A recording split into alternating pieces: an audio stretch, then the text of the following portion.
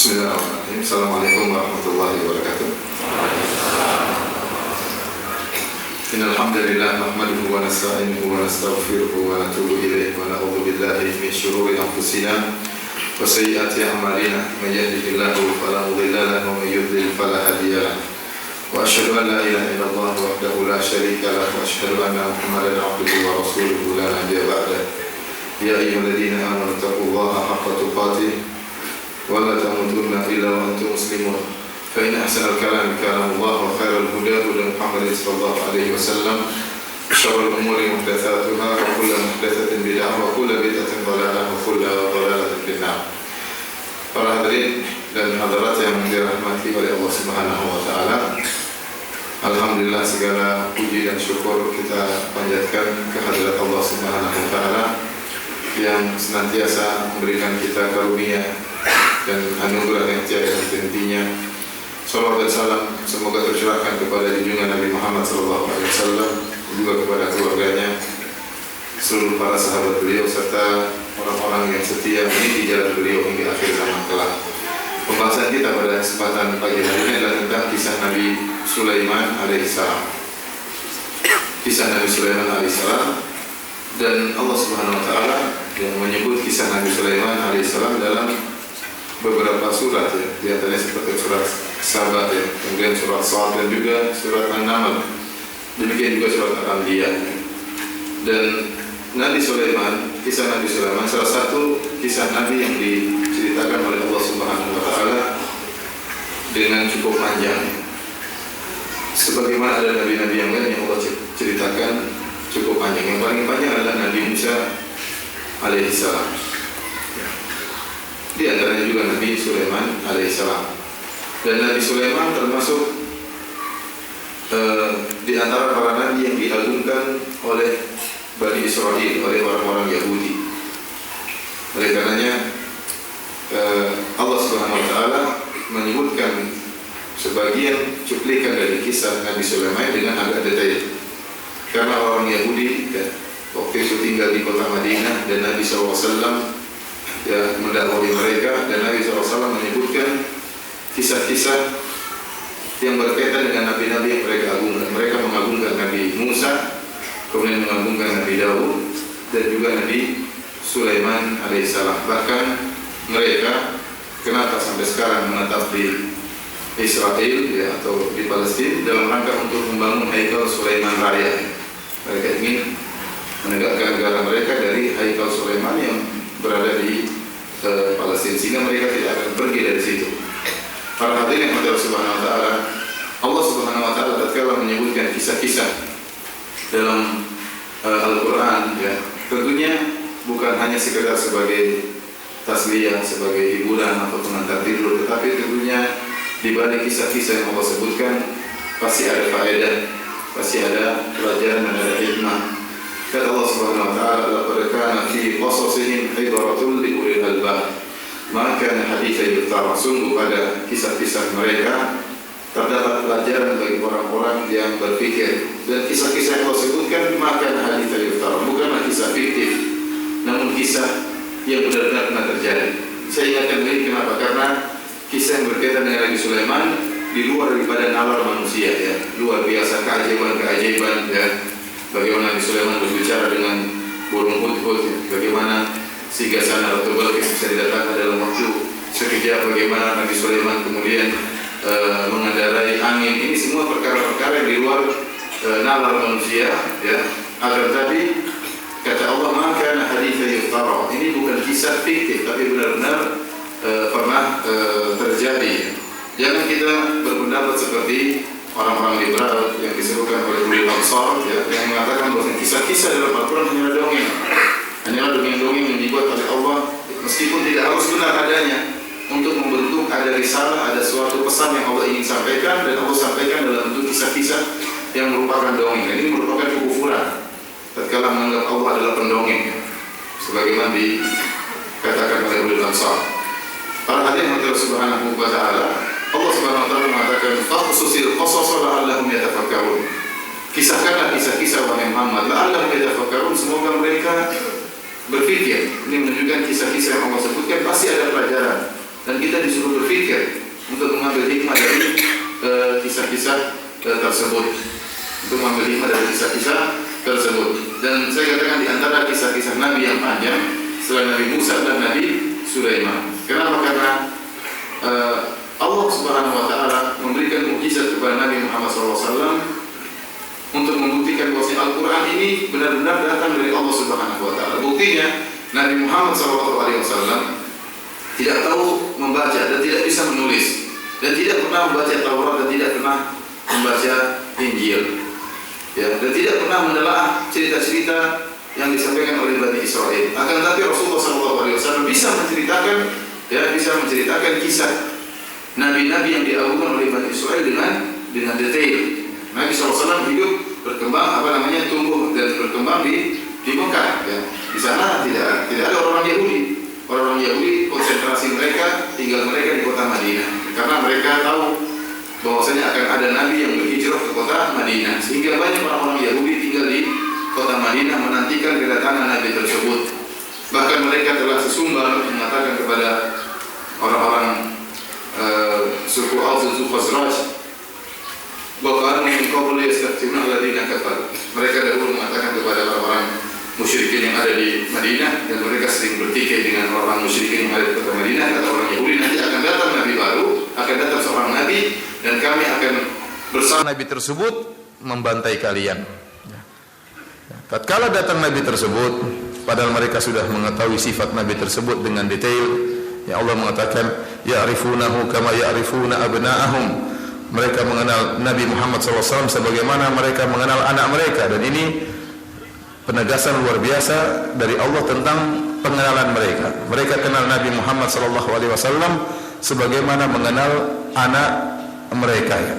Sebagaimana kita tahu anak kita, ya, anak kita bagaimana sifat-sifatnya. Kemudian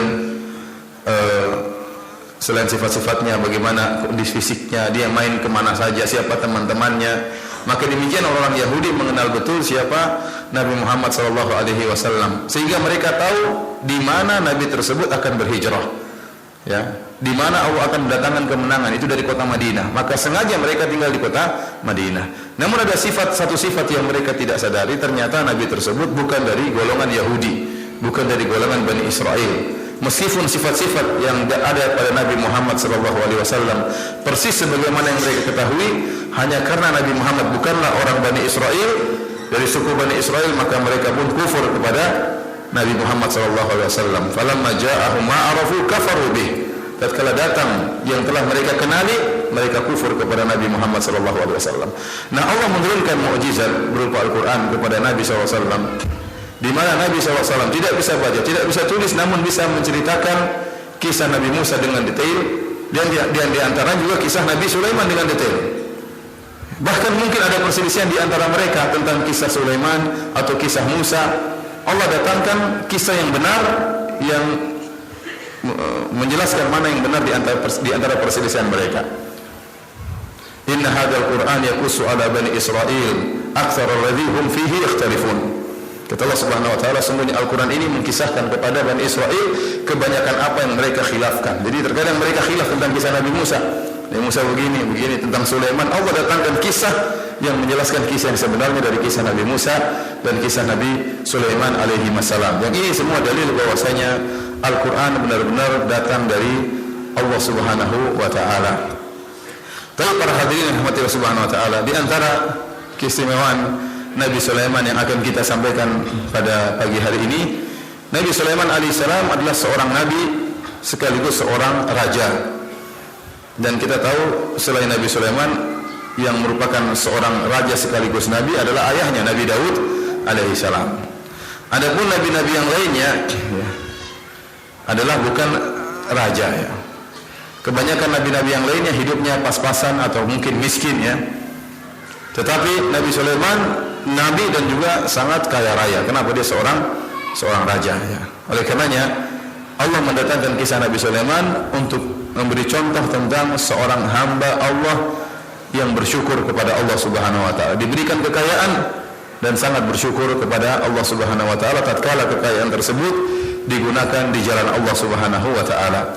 Baik, kita bacakan kisah Nabi Sulaiman ya. Saya mulai dari surat Sad ya, surat Sad ayat 30 dan seterusnya. Setelah surat Sad kita akan bacakan surat Saba, setelah surat Saba baru kita akan bacakan dari surat An-Naml. Allah Subhanahu wa taala berfirman tentang Nabi Sulaiman alaihissalam. Wa wahabna li Dawud Sulaiman ni'mal 'abdu innahu awwab. Dan kami anugerahkan kepada Nabi Daud putranya Sulaiman. Ni'mal 'abdu innahu awwab. Sungguh Nabi Sulaiman adalah hamba yang terbaik, innahu awwab, dan dia di antara sifatnya yang menunjukkan dia adalah hamba yang sangat baik, yaitu dia adalah awwab, yaitu raja, yaitu senantiasa kembali kepada Allah Subhanahu wa taala. Senantiasa kembali kepada Allah Subhanahu wa taala. Jika ada kesalahan maka dia segera kembali kepada Allah Subhanahu wa taala.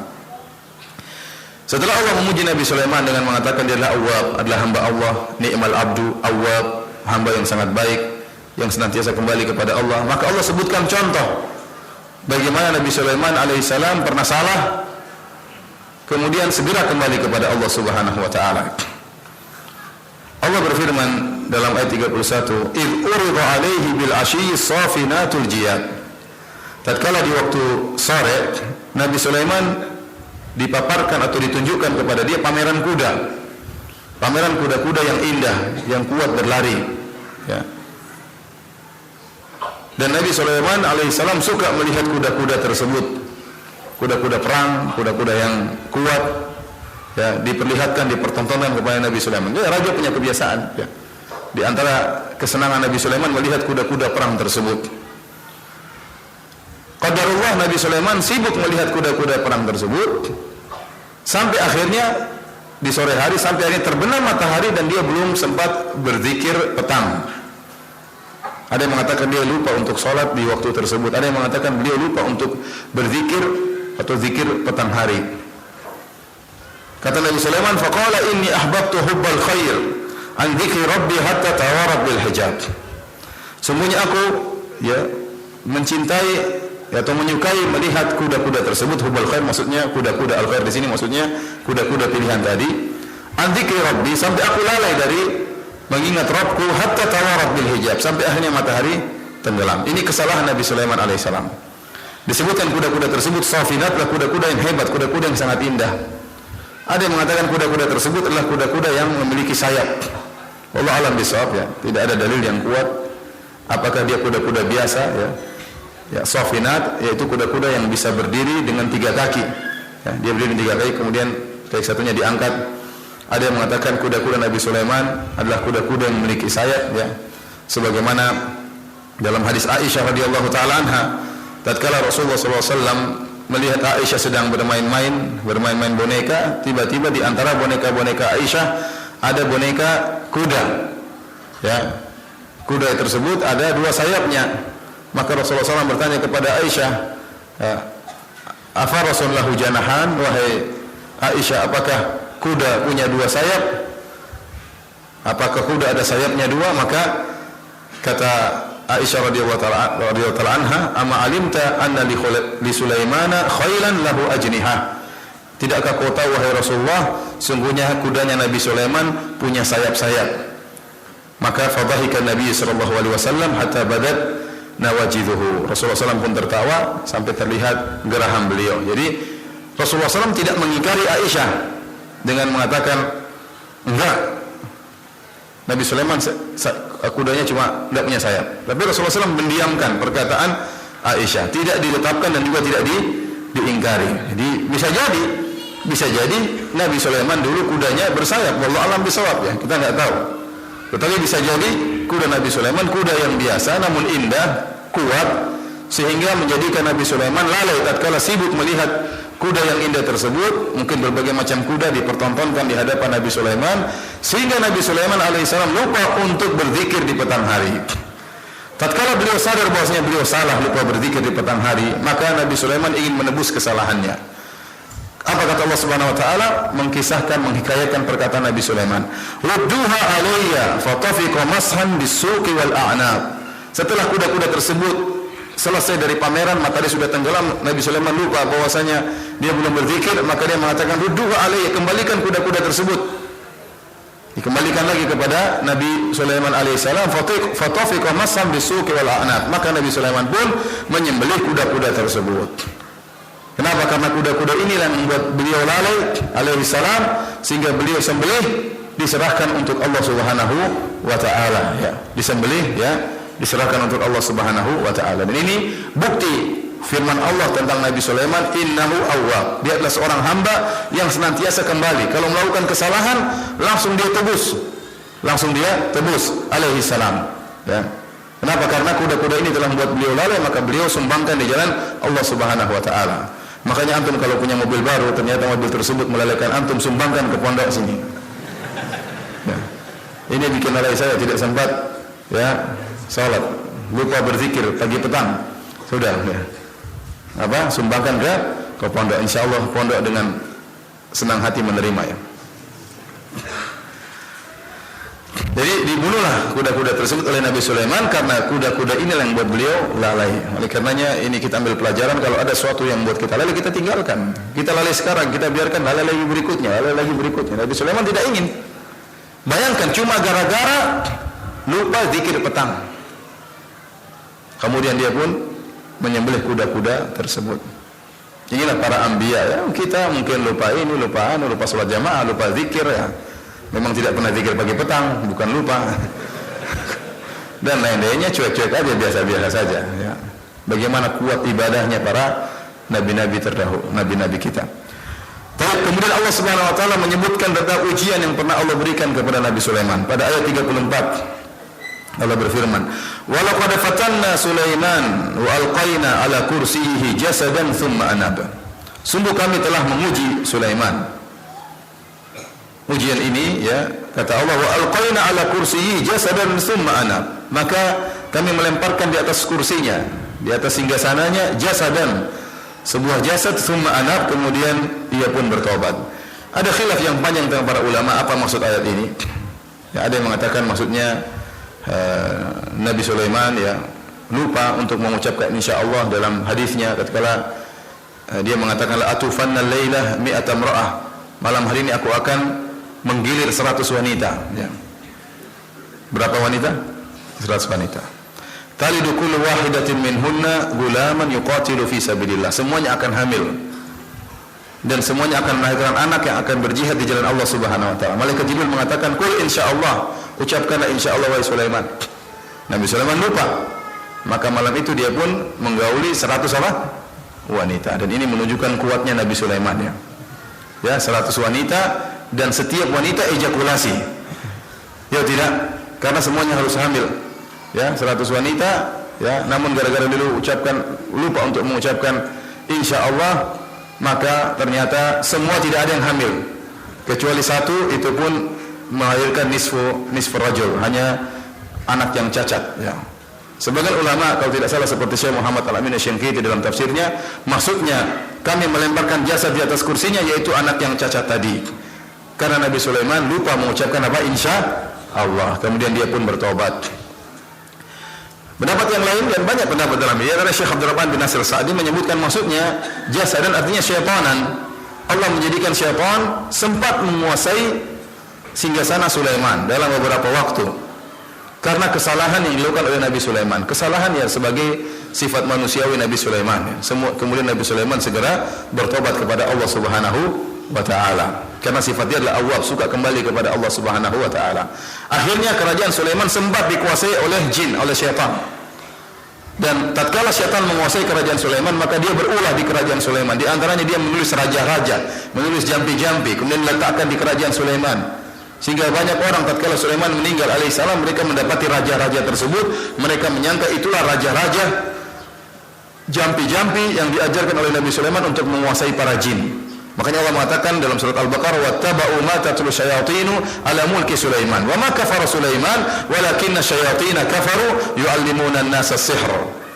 Mereka mengikuti apa yang dibacakan oleh syaitan-syaitan di kerajaan Sulaiman. Wa ma kafara Sulaiman, sungguhnya Sulaiman tidaklah kafir, walakinna syayatina kafaru, akan tapi yang kafir adalah para syaitan. Yu'allimuna an-nasa sihr, mereka mengajarkan kepada manusia ilmu sihir. Jadi Nabi Sulaiman tidak pernah pakai jambi-jambi, tidak pernah pakai mantra-mantra, tidak pernah tulis raja-raja, itu pekerjaan syaitan tatkala dia sempat menguasai kerajaan Sulaiman.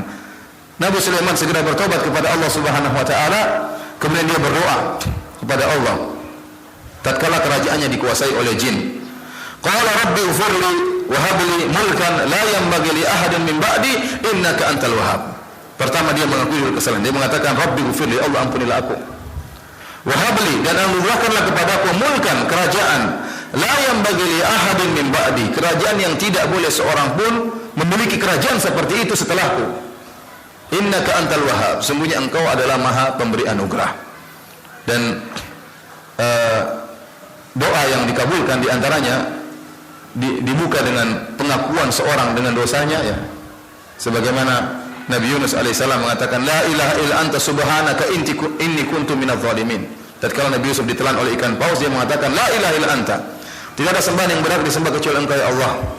Subhanaka, maha suci engkau ya Allah.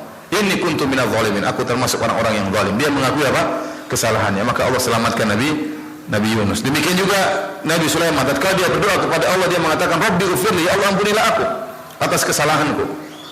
Kemudian dia menyebutkan nama Allah, innaka antal wahhab, dan sungguhnya engkau adalah maha pemberi anugerah. Kemudian dia minta menunjukkan permohonannya. Oleh karenanya seorang tatkala berdoa kepada Allah, terkumpul pada dirinya, pertama dia mengakui kesalahannya, mengakui kelemahannya, kemudian memuji nama Allah, ya, kemudian dia memajukan permohonannya, maka insya Allah dikabulkan oleh Allah Subhanahu wa taala. Nabi Sulaiman berkata, rabbi ighfirli, ya Allah ampunilah aku, wa habli, dan anugerahkanlah kepadaku suatu kerajaan la yanbaghi li ahadin min ba'di, yang tidak boleh seorang pun memilikinya, kerajaan seperti ini. Innaka antal wahhab, sungguhnya engkau adalah maha pemberi anugerah. Maksud Nabi Sulaiman, dia ingin minta kerajaan yang luar biasa. Di antara keistimewaan kerajaan tersebut, ya, adalah penguasaan terhadap angin, terhadap jin-jin, ya. Yang paling utama adalah penguasaan terhadap jin. Jin-jin harus tunduk dalam kerajaan Sulaiman. Kenapa? Karena sebagian jin telah berhasil menguasai kerajaan apa? Sulaiman. Maka Nabi Sulaiman alaihissalam berdoa kepada Allah agar jin-jin tersebut tunduk kepada Sulaiman. Maka Allah Subhanahu wa taala menyebutkan, fasakharna lahu riha tajri bi amrihi rukha'an haitsu asab. Maka Allah kemudian perinci tentang keistimewaan kerajaan Sulaiman yang tidak boleh untuk selain Sulaiman. Maka kami pun menundukkan bagi dia angin yang mengalir dengan perintah Sulaiman, rukha'an haitsu asab, yang penuh dengan kelembutan, dan dia berjalan sesuai yang diinginkan oleh Nabi Sulaiman. Nabi Sulaiman naik, tunggangannya bukan kuda, tapi tunggangannya apa? Angin. Mau kemana saja, ya, terserah, ya. Angin tersebut mengalir berhembus sesuai dengan keinginan Nabi Sulaiman. Dan angin tersebut kata Allah rukha'an. Rukha'an artinya dia lembut, ya. Jadi empuk, ya, kalau naik angin tersebut apa? Empuk, ya. Tidak seperti kita naik pesawat zaman sekarang, ya. Apa namanya? Kasar, apa? Kaku, ya. Kemudian suaranya bising, brrr. Kemudian terkadang apa? Gemetar, ya. Kena awan dia apa? Goyang, ya. Nabi Sulaiman tidak, ya. Kalau angin tidak perlu helipad, ya, langsung datang ke Nabi Sulaiman, tinggal naik, berangkat. Kemana saja dibawa oleh angin tersebut. Rukha'an haitsu asab. Wasyayatina kulla banna'in wa ghawwas, dan Allah tundukkan kepada Nabi Sulaiman setan-setan. Kulla banna'in wa ghawwas, setan-setan, bukan cuma jin-jin yang baik yang tunduk di bawah kerajaan Nabi Sulaiman. Setan-setan itu jin-jin yang jahat. Jin-jin yang jahat tunduk kepada Nabi Sulaiman. Kulla banna'in, itu setan-setan tukang bangunan, setan-setan kontraktor, ya. Wa ghawwas, setan-setan penyelam. Nabi Sulaiman suruh bangun ini, bangun anu, mereka laksanakan. Ghawwas, setan-setan penyelam. Nabi Sulaiman suruh nyelam, ngambilin ikan, ngambilin apa, ngambil ikan hiu, ngambil ikan paus, ngambil mutiara, ngambil apa di lautan, silakan. Tinggal diperintah oleh Nabi Sulaiman, maka mereka segera menyelam. Wa akharina muqarranina fil asfad, dan setan-setan yang lain yang tidak patuh terbelenggu, ya, oleh Nabi Sulaiman, diikat dalam belenggu. Jadi setan-setan tunduk kepada Nabi Sulaiman atas perintah Allah Subhanahu wa taala. Allah yang menundukkan setan-setan, sebagaimana Allah menundukkan apa? Angin kepada Nabi Sulaiman. Sama sekali Nabi Sulaiman tidak punya ilmu sihir, sama sekali tidak ada istilahnya kalau orang sekarang adanya mahar atau tumbal yang disembahkan kepada para jin, para setan. Tidak ada. Benar-benar murni Allah menundukkan setan-setan tersebut. Oleh karenanya, ya, tidak ada seorang pun yang boleh menguasai jin setelah Nabi Sulaiman. Tidak boleh. Nabi Muhammad SAW dalam Sahih Al-Bukhari, suatu hari sedang sholat, tiba-tiba datang ifrit ingin memutuskan sholat Nabi SAW. Ya, maka ifrit tersebut, kata Nabi SAW, fa'amkanani Allahu minhu, maka Allah membuat aku menangkap ifrit tersebut. Dalam riwayat yang lain, ya, Rasulullah SAW mengatakan fakhanaqtuhu hatta wajadtu burda lisani, saya pun cekik itu ifrit. Jadi ifrit lewat depan Nabi untuk mengganggu salatnya Nabi SAW. Ya, maka Nabi mencekik ifrit tersebut sampai keluar lisannya, dicekik oleh Nabi. Kata Rasulullah SAW, hatta wajadtu burda lisanihi, sampai aku dapati dinginnya lisan lidahnya ifrit tersebut. Kemudian kata Rasulullah SAW, dan aku ingin mengikat ifrit tersebut, ya, fisariyah min sawaril masjid, di tiang dari tiang-tiang Masjid Nabawi, hatta tusbihu, sampai kalian di pagi hari, kemudian kalian melihat seluruhnya, lihat jin ifrit tersebut. Ya, jadi Rasulullah SAW ingin ikat, besok jadi tontonan orang-orang. Dalam riwayat yang lain Rasulullah SAW mengatakan hatta yatifa bihi wildanu ahlil Madinah, agar diikat sampai besok anak-anak kecil kota Madinah main-main dengan ifrit tersebut. Ya, lihat itu jin, ada jin ifrit diikat. Tapi Rasulullah SAW mengatakan, saya pun ingat doa saudaraku Sulaiman. Ya, wahabli mulkan la yang bagi li ahadin min ba'di. Ya Allah, anugerahkanlah kepadaku kerajaan yang tidak boleh buat seorang pun setelahku. Maka karena Nabi Sulaiman pernah minta kepada Allah untuk menguasai jin dan tidak boleh kepada seorang pun, maka Rasulullah SAW pun tidak berani menangkap Sulaiman, menangkap siapa? Ifrit. Maka dilepaslah oleh Nabi SAW. Kenapa? Karena itu permintaan Nabi Sulaiman.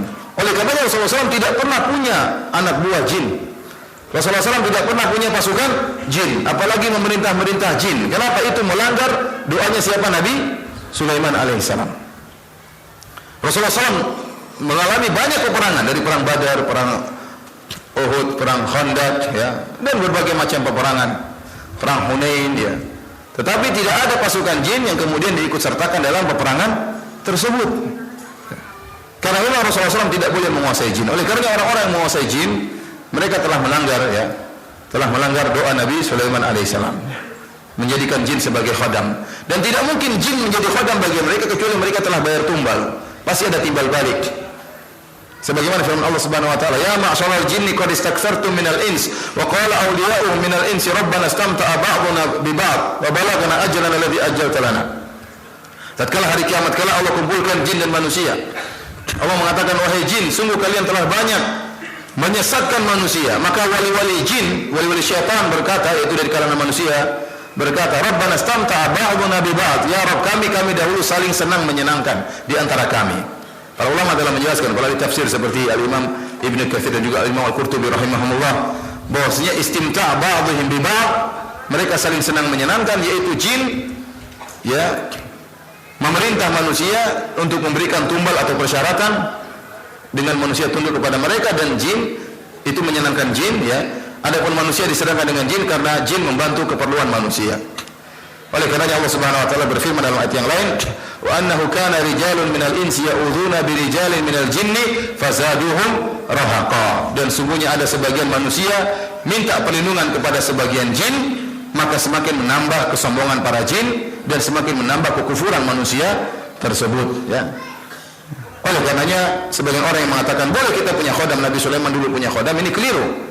Karena Nabi Sulaiman alaihissalam Allah yang menjadikan jin-jin tersebut tunduk kepada Nabi Sulaiman tanpa ada sama sekali, tanpa ada apa? Mahar atau tumbal dan yang lainnya, persyaratan. Adapun orang sekarang mereka melakukan kesyirikan, tunduk kepada jin agar jin tersebut melayani mereka. Nabi SAW saja tidak bisa menguasai jin, ya. Kalau seandainya Nabi SAW boleh menguasai jin, tentunya tatkala kalung istrinya yang tercinta Aisyah radhiyallahu ta'ala hilang, maka Rasulullah SAW akan menyuruh jin mencari kalung tersebut. Namun Rasulullah SAW cari sendiri, para sahabat cari, nggak ketemu-ketemu, ya. Sekarang ada yang mengatakan pertemuan kita dijaga oleh jin sejagat, ya, subhanallah. Berarti kalau jin sejagat ada jin ifrit, jin tomang, jin semua jin-jin kumpul, ya. Tahu para hadirin Allah Subhanahu wa taala, setelah Allah menyebutkan di antara sifat kerajaan Nabi Sulaiman, kata Allah, "Hadza ata'una famnun aw amsik bi ghairi hisab." Ini adalah anugerah kami, pemberian kami kepada engkau wahai Sulaiman. Famnun aw amsik bi ghairi hisab. Ya. Berikanlah kepada orang lain atau kau tahan, maka tiada hisab, tidak perlu pertanggungjawaban. Kenapa? Karena Allah yakin dengan Sulaiman. Sulaiman tidak akan melakukan hal yang dalam hartanya dia pasti melakukan sesuai di jalan Allah Subhanahu wa taala. Maka Allah serahkan, terserah kau Sulaiman, mau diapain pemberianku ini. Ini di dunia Allah muliakan. Di akhirat kata Allah, wa inna lahu wa indana la zulfa wa husna ma'ab.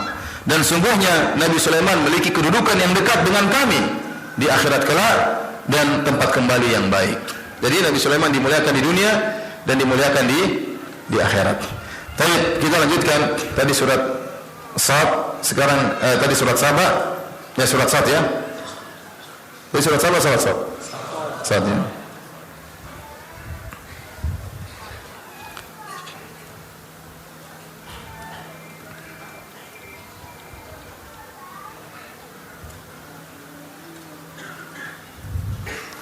Kita lanjutkan surat Saba ya. Silakan buka ayat 12 dan seterusnya. Ayat 12 dan seterusnya. Di sini pada surat Saba ini perincian dari kerajaan Sulaiman yang luar biasa ya. Allah menyebutkan, "Wa li Sulaiman riha guduha syahrun wa ruwahuha syahr." Dan kami tundukkan kepada Sulaiman angin yang perginya seperti kecepatan sebulan, wa ruwahuha, dan baliknya seperti kecepatan sebulan. Jadi Nabi Sulaiman ya, dia mengontrol kerajaannya ya. Sebutan kerajaannya ada di negeri Syam, kemudian juga di Irak, ya, ini kerajaan Nabi Sulaiman.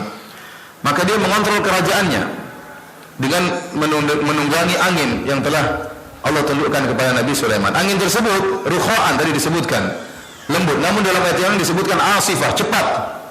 Angin tersebut mengumpulkan dua sifat, sifat rukha'an dan asifah, yaitu lembut berlari dengan kencang.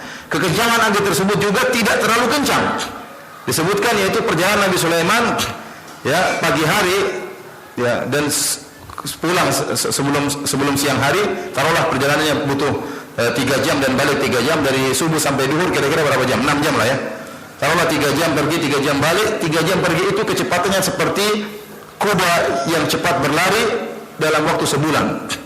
Ya, kalau kuda 1 bulan berlari kencang kira-kira menempuh berapa ratus kilometer atau berapa ribu kilometer dalam 1 bulan, lari kencang terus.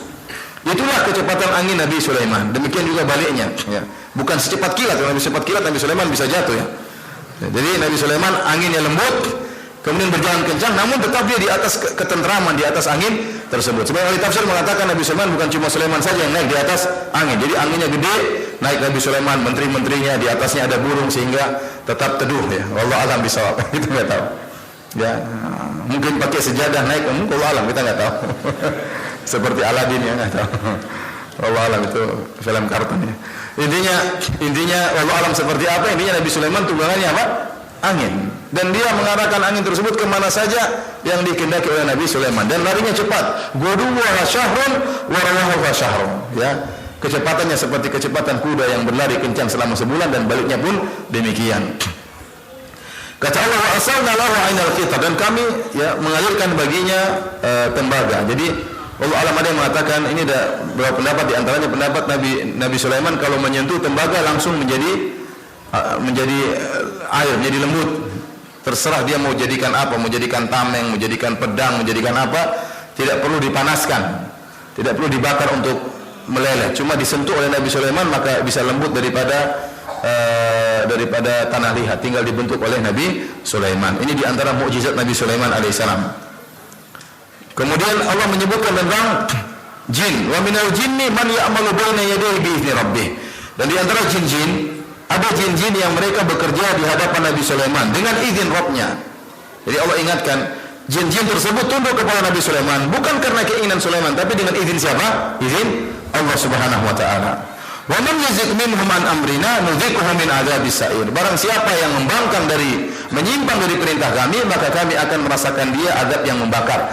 Jadi para jin, setan-setan tunduk kepada Nabi Sulaiman. Kalau ada setan yang membangkang, maka dua kemungkinan yang dia rasakan. Pertama dibakar oleh Nabi Sulaiman, dibakar oleh Allah langsung terbakar. Yang kedua dibelenggu. Jadi nggak bisa macam-macam jin-jin tersebut. Kalau Allah Subhanahu wa taala menyebutkan tentang pekerjaan jin-jin tersebut. Jadi jin-jin ini jadi pekerjaannya Nabi Sulaiman, jin-jin syaitan. Ya'maluna lahu ma yasha'u min maharib wa tamathil. Maka jin-jin tersebut mengerjakan perintah Nabi Sulaiman. Apa yang Nabi Sulaiman inginkan mereka kerjakan. Di antaranya maharib, yaitu mereka membangun mihrab-mihrab, tempat kuil-kuil ibadah. Wa tamathil, dan mereka juga membuat patung-patung. Ya, patung-patung ada yang mengatakan terbuat dari perunggu, ada yang mengatakan dari tembaga, ada yang mengatakan dari emas, ada yang mengatakan dari kaca, dibuat oleh jin-jinnya. Ya kalau suruh manusia lama bikinnya. Maka Nabi Sulaiman suruh siapa? Jin-jin yang bikin. Wajifanin kal jawab, dan membuat piring-piring yang besarnya seperti danau-danau ya. Jadi piring di zaman Nabi Sulaiman besarnya seperti apa? Seperti danau. Kenapa besarnya seperti danau? Karena memang anak buah Sulaiman banyak. Ada hewan-hewan ya. Ada burung-burung, ada jin ya. Banyak anak buah Nabi Sulaiman dari hewan-hewan. Maka piring yang dibuat oleh jin adalah piring yang gede ya. Kalau piringnya gede ya, gimana ulekannya ya? Gimana lagi apa namanya? Kompornya, gimana lagi pancinya ya ini. Kata Allah Subhanahu wa taala, wa qudurir rasiyah, dan panci-panci yang kokoh ya. Berarti panci tersebut berat, enggak mungkin digerakkan. Kenapa? Kalau piringnya saja sebesar danau, bagaimana lagi apa? Pancinya buat masak ya. Berarti besar banget panci tersebut. Maka kata Allah, qudurir rasiyat, panci-panci belanga-belanga yang tidak mungkin untuk digerakkan saking beratnya dan besarnya. Kata Allah Subhanahu wa taala, "I'malu ala Daud syukra." Wahai keluarga Daud, beramallah kalian sebagai bentuk syukur kepada Allah Subhanahu wa taala. Keluarga Daud maksudnya Sulaiman alaihissalam. Wa qalilun min ibadiyasy syakur, dan hanya sedikit dari hamba-hambaku yang bersyukur. Ini benar ya. Hanya sedikit hamba-hamba Allah yang bersyukur. Kebanyakan orang kaya jika diuji dengan kekayaan tidak bersyukur. Ya, dan ini sering saya sampaikan bahwasanya Allah menguji hamba dengan kemiskinan dan Allah menguji hamba dengan apa? Kekayaan. Kebanyakan orang diuji dengan kemiskinan, lulus ujian, mampu untuk bersabar menghadapi kemiskinan tersebut. Oleh karenanya Nabi SAW mengatakan, "Ittala'tu ala al-jannah fawajadtu aktsara ahliha al-fuqara." Aku diperlihatkan surga dan aku lihat kebanyakan penghuninya orang-orang miskin. Menunjukkan apa? Orang-orang banyak diuji dengan kemiskinan, mereka bisa bersabar dan mereka lulus. Berbeda dengan ujian kekayaan, kebanyakan orang diuji dengan kekayaan, dengan harta, tidak bisa lulus, terjebak. Kenapa? Punya harta banyak, ingin melakukan, memuaskan syahwatnya.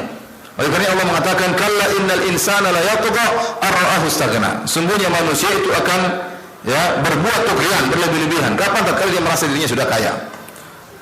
Wa innahu li hubbil khairi lasyadid. Allah menyebutkan sungguh manusia itu sangat cinta kepada harta, susah.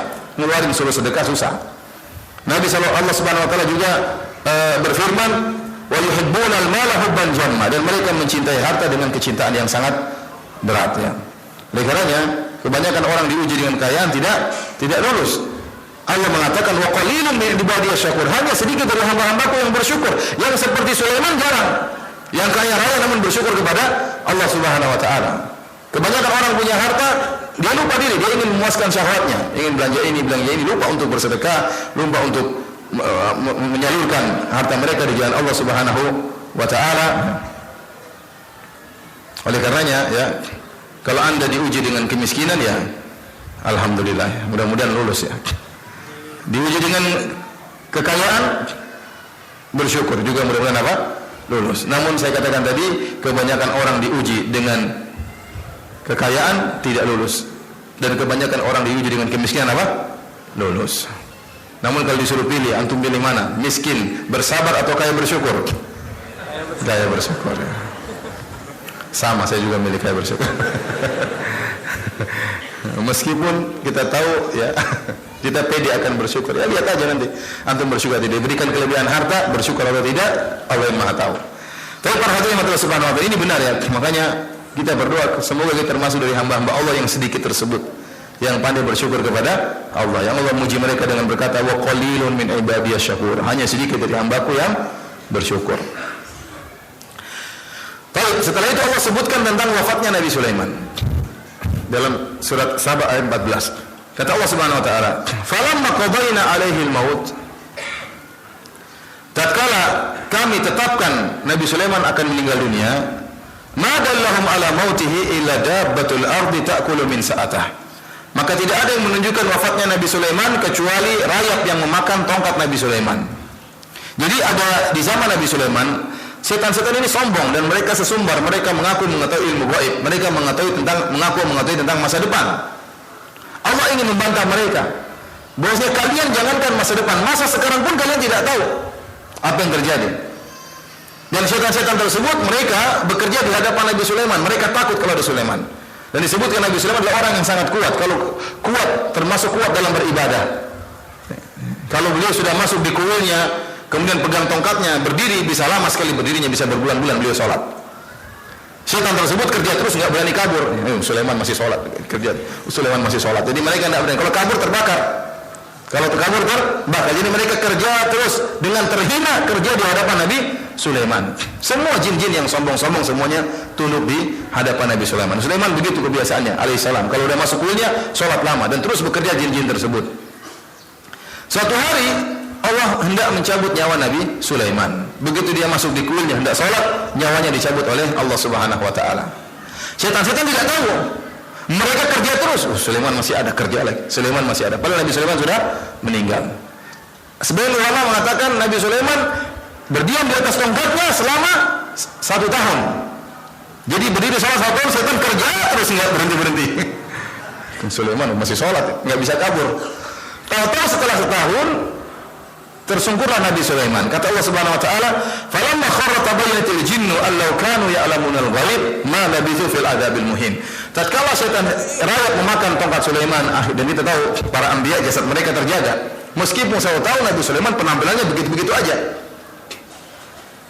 Dan kita katakan ya, Nabi Sulaiman sangat kuat, itu tidak?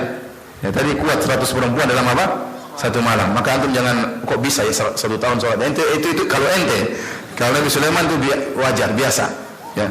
Maka orang-orang tidak tahu, para jin tidak tahu Nabi Sulaiman telah meninggal dunia kecuali setelah rayap memakan tongkat Nabi Sulaiman, lalu Nabi Sulaiman terjatuh, tersungkur. Ternyata Nabi Sulaiman sudah meninggal setahun yang lalu. Maka jin-jin mereka sadar, seandainya kita tahu sejak tahun lalu Nabi Sulaiman sudah meninggal, kita sudah kabur, tidak mau kerja terhina seperti ini. Jadi Allah bantah mereka, kalian tidak tahu ilmu gaib. Buktinya Nabi Sulaiman sekarang mati, kalian tidak tahu. Setahun kemudian baru tahu, yang kasih tahu rayap. Kalian kalah dengan apa? Rayap. Ini dalil bahwasanya tidak ada yang ilmu gaib kecuali apa? Allah. Qul la ya'lamu man fis samawati wal ardi al-ghaiba illa Allah. Katakanlah tidak ada yang mengetahui di langit maupun di bumi hal yang gaib kecuali Allah Subhanahu Wa Taala. Tidak ada yang mengetahui isi Lauhul Mahfuz kecuali Allah Subhanahu Wa Taala. Malaikat mengetahui sebagian ilmu gaib kalau Allah kabarkan. Sebagaimana manusia, para nabi juga mengetahui sebagian ilmu gaib kalau Allah kabarkan. Tetapi yang tahu ilmu gaib secara mutlak yang ada di Lauhul Mahfuz cuma siapa? Allah Subhanahu Wa Taala. Jin-jin tidak tahu. Bahkan Nabi Sulaiman meninggal mereka tidak tahu. Selesai, Nabi Sulaiman meninggal dunia. Sekarang kita lanjutkan kisah Nabi Sulaiman dalam surat An-Naml. Dalam surat An-Naml ya, ayat 15 dan seterusnya. An-Naml surat ke-27 ya. Surat ke-27 ya. Ayat 15 dan seterusnya. Di surat An-Naml ini akan dikisahkan tentang Nabi Sulaiman dengan semut, maka dinamakan dengan surat apa? Surat semut. Kemudian juga diceritakan kisah Nabi Sulaiman dengan perbincangannya dengan burung hudhud, dan terakhir pertemuan Nabi Sulaiman dengan Ratu Balqis yang diakhiri dengan tersingkapnya betis Ratu Balqis. Kalau Ratu Balqis sudah tersingkap betisnya, selesai pengajian kita ya. Beneran ya. Karena itu terakhir dari kisah Nabi Sulaiman di surat An-Naml. Tahu para hadirin Allah Subhanahu Wa Taala, ini adalah cerita yang terpanjang tentang Nabi Sulaiman dalam Al-Quran, yaitu dalam surat An-Naml. Allah Subhanahu Wa Taala berfirman, "Walaqad atayna Dawuda wa Sulaimana ilma." Sungguh kami telah memberikan kepada Nabi Daud dan kepada Sulaiman ilmu. Jadi di antara keistimewaan Nabi Sulaiman dan Nabi Daud, Allah berikan ilmu. Wa qala alhamdulillahilladzi faddalana ala katsirin min ibadihi almu'minin. Lalu mereka berdua berkata, segala puji bagi Allah yang telah memuliakan kami di atas kebanyakan hamba-hambanya yang beriman. Jadi hamba-hamba Allah ada yang beriman, dan ada yang selain beriman berilmu. Maka orang-orang berilmu dimuliakan oleh Allah dibandingkan orang-orang yang beriman namun kurang ilmunya. Ya, oleh karenanya jelas sabda Nabi sallallahu alaihi wasallam, "Fadlul alim 'alal 'abid ka fadlil qamari 'ala sa'iril kawakib." Dan sungguhnya kemuliaan seorang alim, orang yang berilmu dibandingkan dengan ahli ibadah seperti kemuliaan rembulan di bulan purnama dibandingkan seluruh bintang-bintang. Boleh jadi rembulan jumlahnya cuma satu, sementara bintang-bintang ribuan. Tetapi yang bermanfaat bagi bumi adalah cahaya rembulan yang beri petunjuk. Ya. Meskipun bintang-bintang jumlahnya banyak, cahaya bintang-bintang hanya untuk dirinya saja, tidak sampai ke bumi. Oleh karena demikianlah para ulama dibandingkan dengan para ahli ibadah. Para ulama mereka lah, ya satu ulama lebih baik daripada ribuan ahli ibadah. Kenapa? Karena ulama lah yang bisa menjelaskan tentang kebenaran, yang bisa memperingatkan umat dari keburukan. Ya. Ahli ibadah mereka sibuk dengan ibadah mereka. Mereka tidak tahu tentang hukum-hukum Islam. Mereka tidak tahu tentang hukum-hukum. Ya. Terkadang ahli ibadah berhukum dengan perasaan bukan dengan dalil. Ya. Oleh karenanya ini menunjukkan tentang keutamaan ilmu. Nabi Sulaiman dan Nabi Daud berkata, "Alhamdulillahilladzi faddalana ala katsirin min ibadihil mu'minin." Segala puji bagi Allah yang telah memuliakan kami di atas hamba-hambanya, banyak hamba-hambanya yang beriman. Kata Allah, "Waritha Sulaiman Daud." Nabi Sulaiman mendapat warisan dari Nabi Daud. Ya. Ada yang mengatakan mewarisi kerajaannya, ada yang mengatakan mewarisi ilmunya. Ya. Mewarisi apa? Ilmunya. Ya. Allah alam yang lebih pas adalah mewarisi apa? Ilmunya. Ya. Ya. Karena para anbiya mereka tidak mewariskan apa? Harta. Jadi Nabi Sulaiman mewarisi ilmu dari ayahnya. Dan Nabi Sulaiman adalah anak yang soleh. Dan kebaikan Sulaiman alaihissalam merupakan salah satu dari kebaikan-kebaikan Nabi Daud. Ya. Karena Nabi Daud memiliki anak yang soleh, siapa? Nabi Sulaiman. Kemudian Nabi Sulaiman berkata, "Ya ayuhan nas," wa qala ya ayuhan nas, "Ulimna mantiqat tayr," wahai manusia. Dia jelaskan kepada rakyatnya, "Ulimna mantiqat tayr," sungguhnya kami telah diajari oleh Allah Subhanahu wa taala bahasa burung. "Wa utina min kulli syai'," dan kami telah diberikan segala sesuatu. Artinya kebutuhan raja, kekayaan raja semuanya ada. "Inna hadza lahuwal fadlul mubin." Ini merupakan karunia yang nyata. Ya, Nabi Sulaiman tahadduts bin nikmah. Dia menceritakan karunia yang Allah berikan kepada dia. Dia sebagai seorang raja dan juga seorang nabi. Dan dia menjelaskan, Allah telah memberikan aku segala sesuatu. Bersyukur kepada Allah, dan Allah telah mengajari aku untuk mengerti bahasa burung, bahasa hewan. Sungguh ini semuanya adalah karunia dari Allah, karunia yang nyata. Wa husyira li Sulaiman junuduhu minal jinni wal insi wat tayr fahum yuzaun. Kemudian dihimpunkan untuk Sulaiman tentaranya, bala tentaranya dari golongan jin, dari golongan manusia, dan dari golongan burung. Fahum yuzaun, dan mereka diatur dengan tertib dalam barisan. Jadi Nabi Sulaiman alaihissalam adalah seorang raja yang tegas. Raja yang tegas, makanya anak buahnya kalau apal ya harus tertib, rapi, ya, bukan amburadul ya. Diatur rapi, mana barisan jin, mana barisan manusia, mana barisan hewan-hewan, mana barisan burung-burung. Berangkatlah mereka hatta idza atau ala wadi namli. Ini kisah pertama tentang Nabi Sulaiman dengan semut. Hatta idza atau wadi namli. Tatkala mereka berjalan, akhirnya mereka datang ke suatu lembah dinamakan oleh Allah dengan wadi naml, lembah semut. Artinya isinya semuanya apa? Semut. Semut-semut tinggal di situ. Tatkala Nabi Sulaiman sedang berjalan dan akan melintasi lembah semut tersebut, dan pasti lembah tersebut akan rusak, diinjak oleh mungkin pasukan Nabi Sulaiman, manusia, oleh kuda dan macam-macamnya. Tiba-tiba Nabi Sulaiman melihat tingkah yang aneh dari seekor semut. Qalat namlatun, ya ayuhan namlu, udkhulu masakinakum. Tiba-tiba ada seekor semut berkata, wahai semut-semut, wahai yang merasa semut, udkhulu masakinakum, masuklah kalian dalam rumah-rumah kalian. La yahtimannakum Sulaiman wa junuduhu. Jangan sampai kalian keinjak oleh Sulaiman dan pasukannya. Wahum la yash'urun, dan mereka tidak sadar. Fatabassama dhahikan min qawliha. Kemudian Nabi Sulaiman pun tertawa karena melihat mendengar perkataan semut ini. Nabi Sulaiman disebut oleh para ulama tertawa, bergembira, bersyukur kepada Allah karena dua hal. Di antaranya karena dua hal. Yang pertama, bersyukur kenapa? Allah bisa membuat Nabi Sulaiman paham dengan bahasa apa? Semut. Lalu bayangkan Allah bisa menjadikan Nabi Sulaiman dengar perkataan semut tersebut. Nabi Sulaiman minimal naik kuda, ya enggak? Sekarang dia seorang raja, jalan dengan pasukan, minimal dia naik kuda. Kalau enggak dia naik angin. Berarti jarak Nabi Sulaiman dengan semut jaraknya bermeter-meter, ya. Tapi semutnya ngomong di situ dia bisa dengar. Ya. Ini ajaib atau tidak? Ajaib. Antum aja kalau ada 2 ekor semut lagi jalan di baju antum, lagi ngobrol, lagi pacaran, ente enggak ngerti dia ngomong apa. Ngerti atau tidak? Enggak tahu, jangankan ngerti, dengar aja enggak.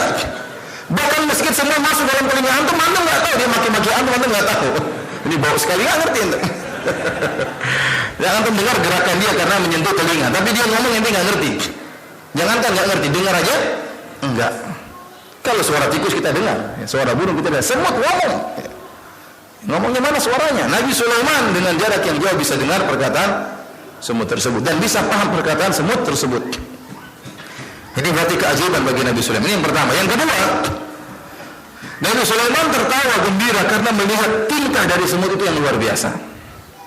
Semut ini dia dalam kondisi bahaya. Tahu ada pasukan Nabi Sulaiman dan dia melihat bahaya tersebut dan butuh waktu singkat untuk segera menyelamatkan diri. Namun dia tidak memikirkan dirinya sendiri.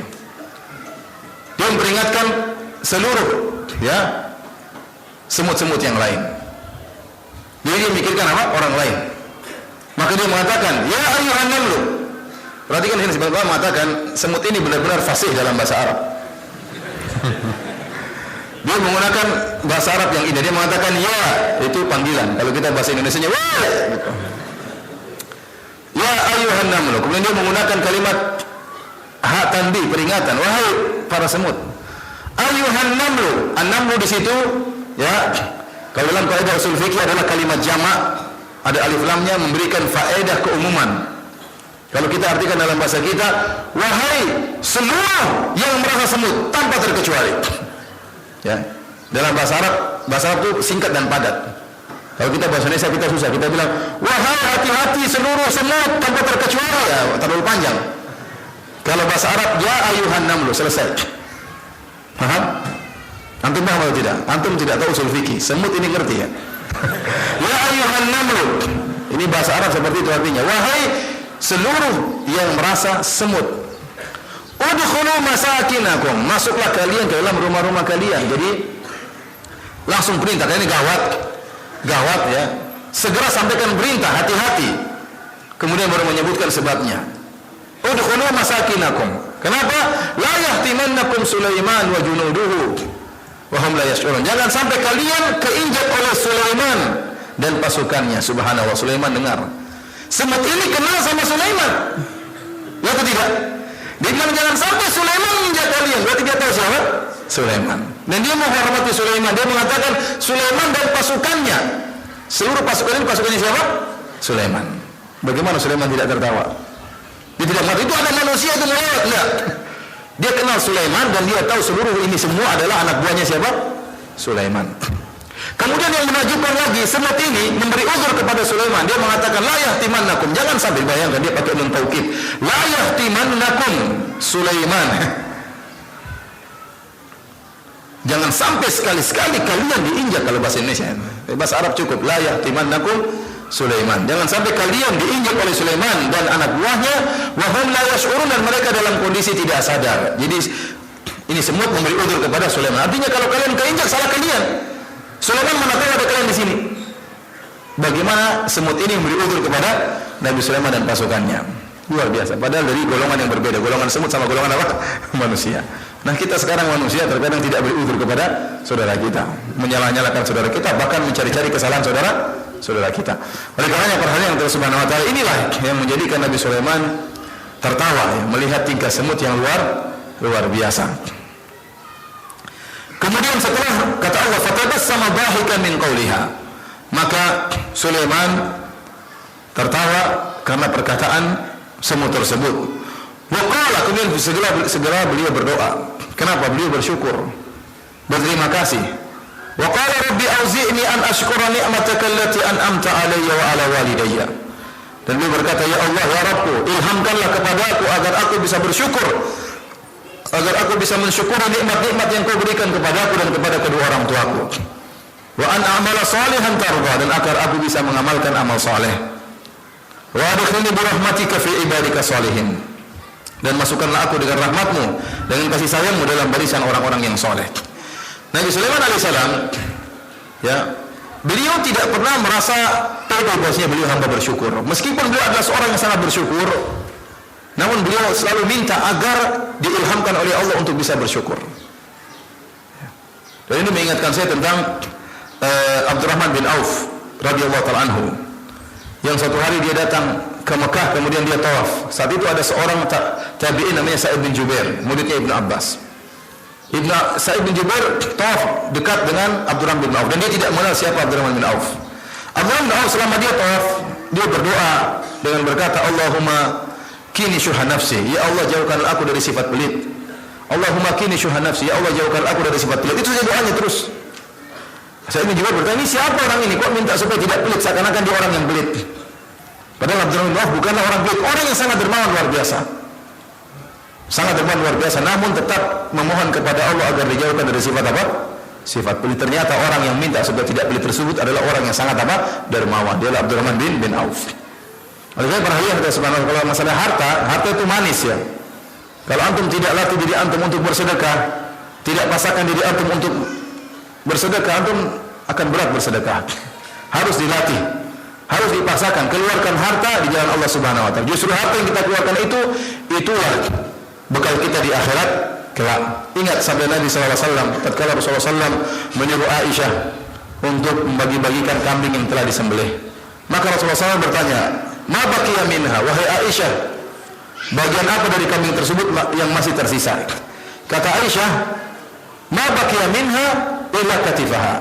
Seluruhnya tidak tersisa wahai Rasulullah. Yang tersisa hanyalah pundak kambing yang belum dibagi.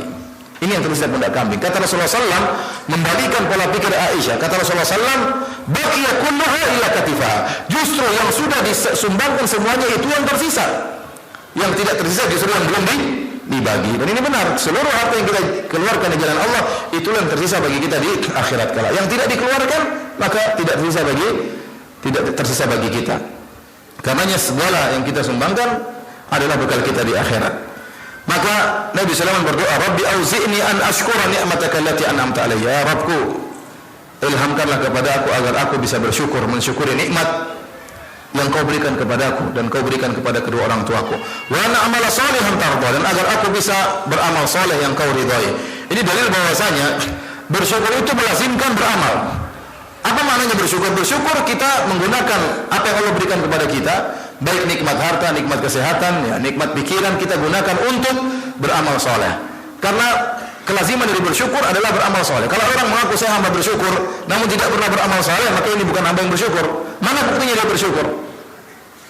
Kelaziman dari bersyukur adalah menggunakan kenikmatan yang Allah berikan kepada kita di jalan yang Allah ridhai. Tahu para hadirin yang Allah Subhanahu wa taala, selesai kisah Nabi Sulaiman dengan siapa namanya? Semut. Masih tinggal sama dengan siapa? Tinggal burung hudhud sama Ratu Bilqis. Tahu sekarang kisah Nabi Sulaiman dengan burung hudhud. Kata Allah Subhanahu wa taala, "Wa tafaqqada at-tayr." Maka Nabi Sulaiman mencari-cari burung hudhud. Faqala ma li la ara al-hudhud am kana min al-ghaibin.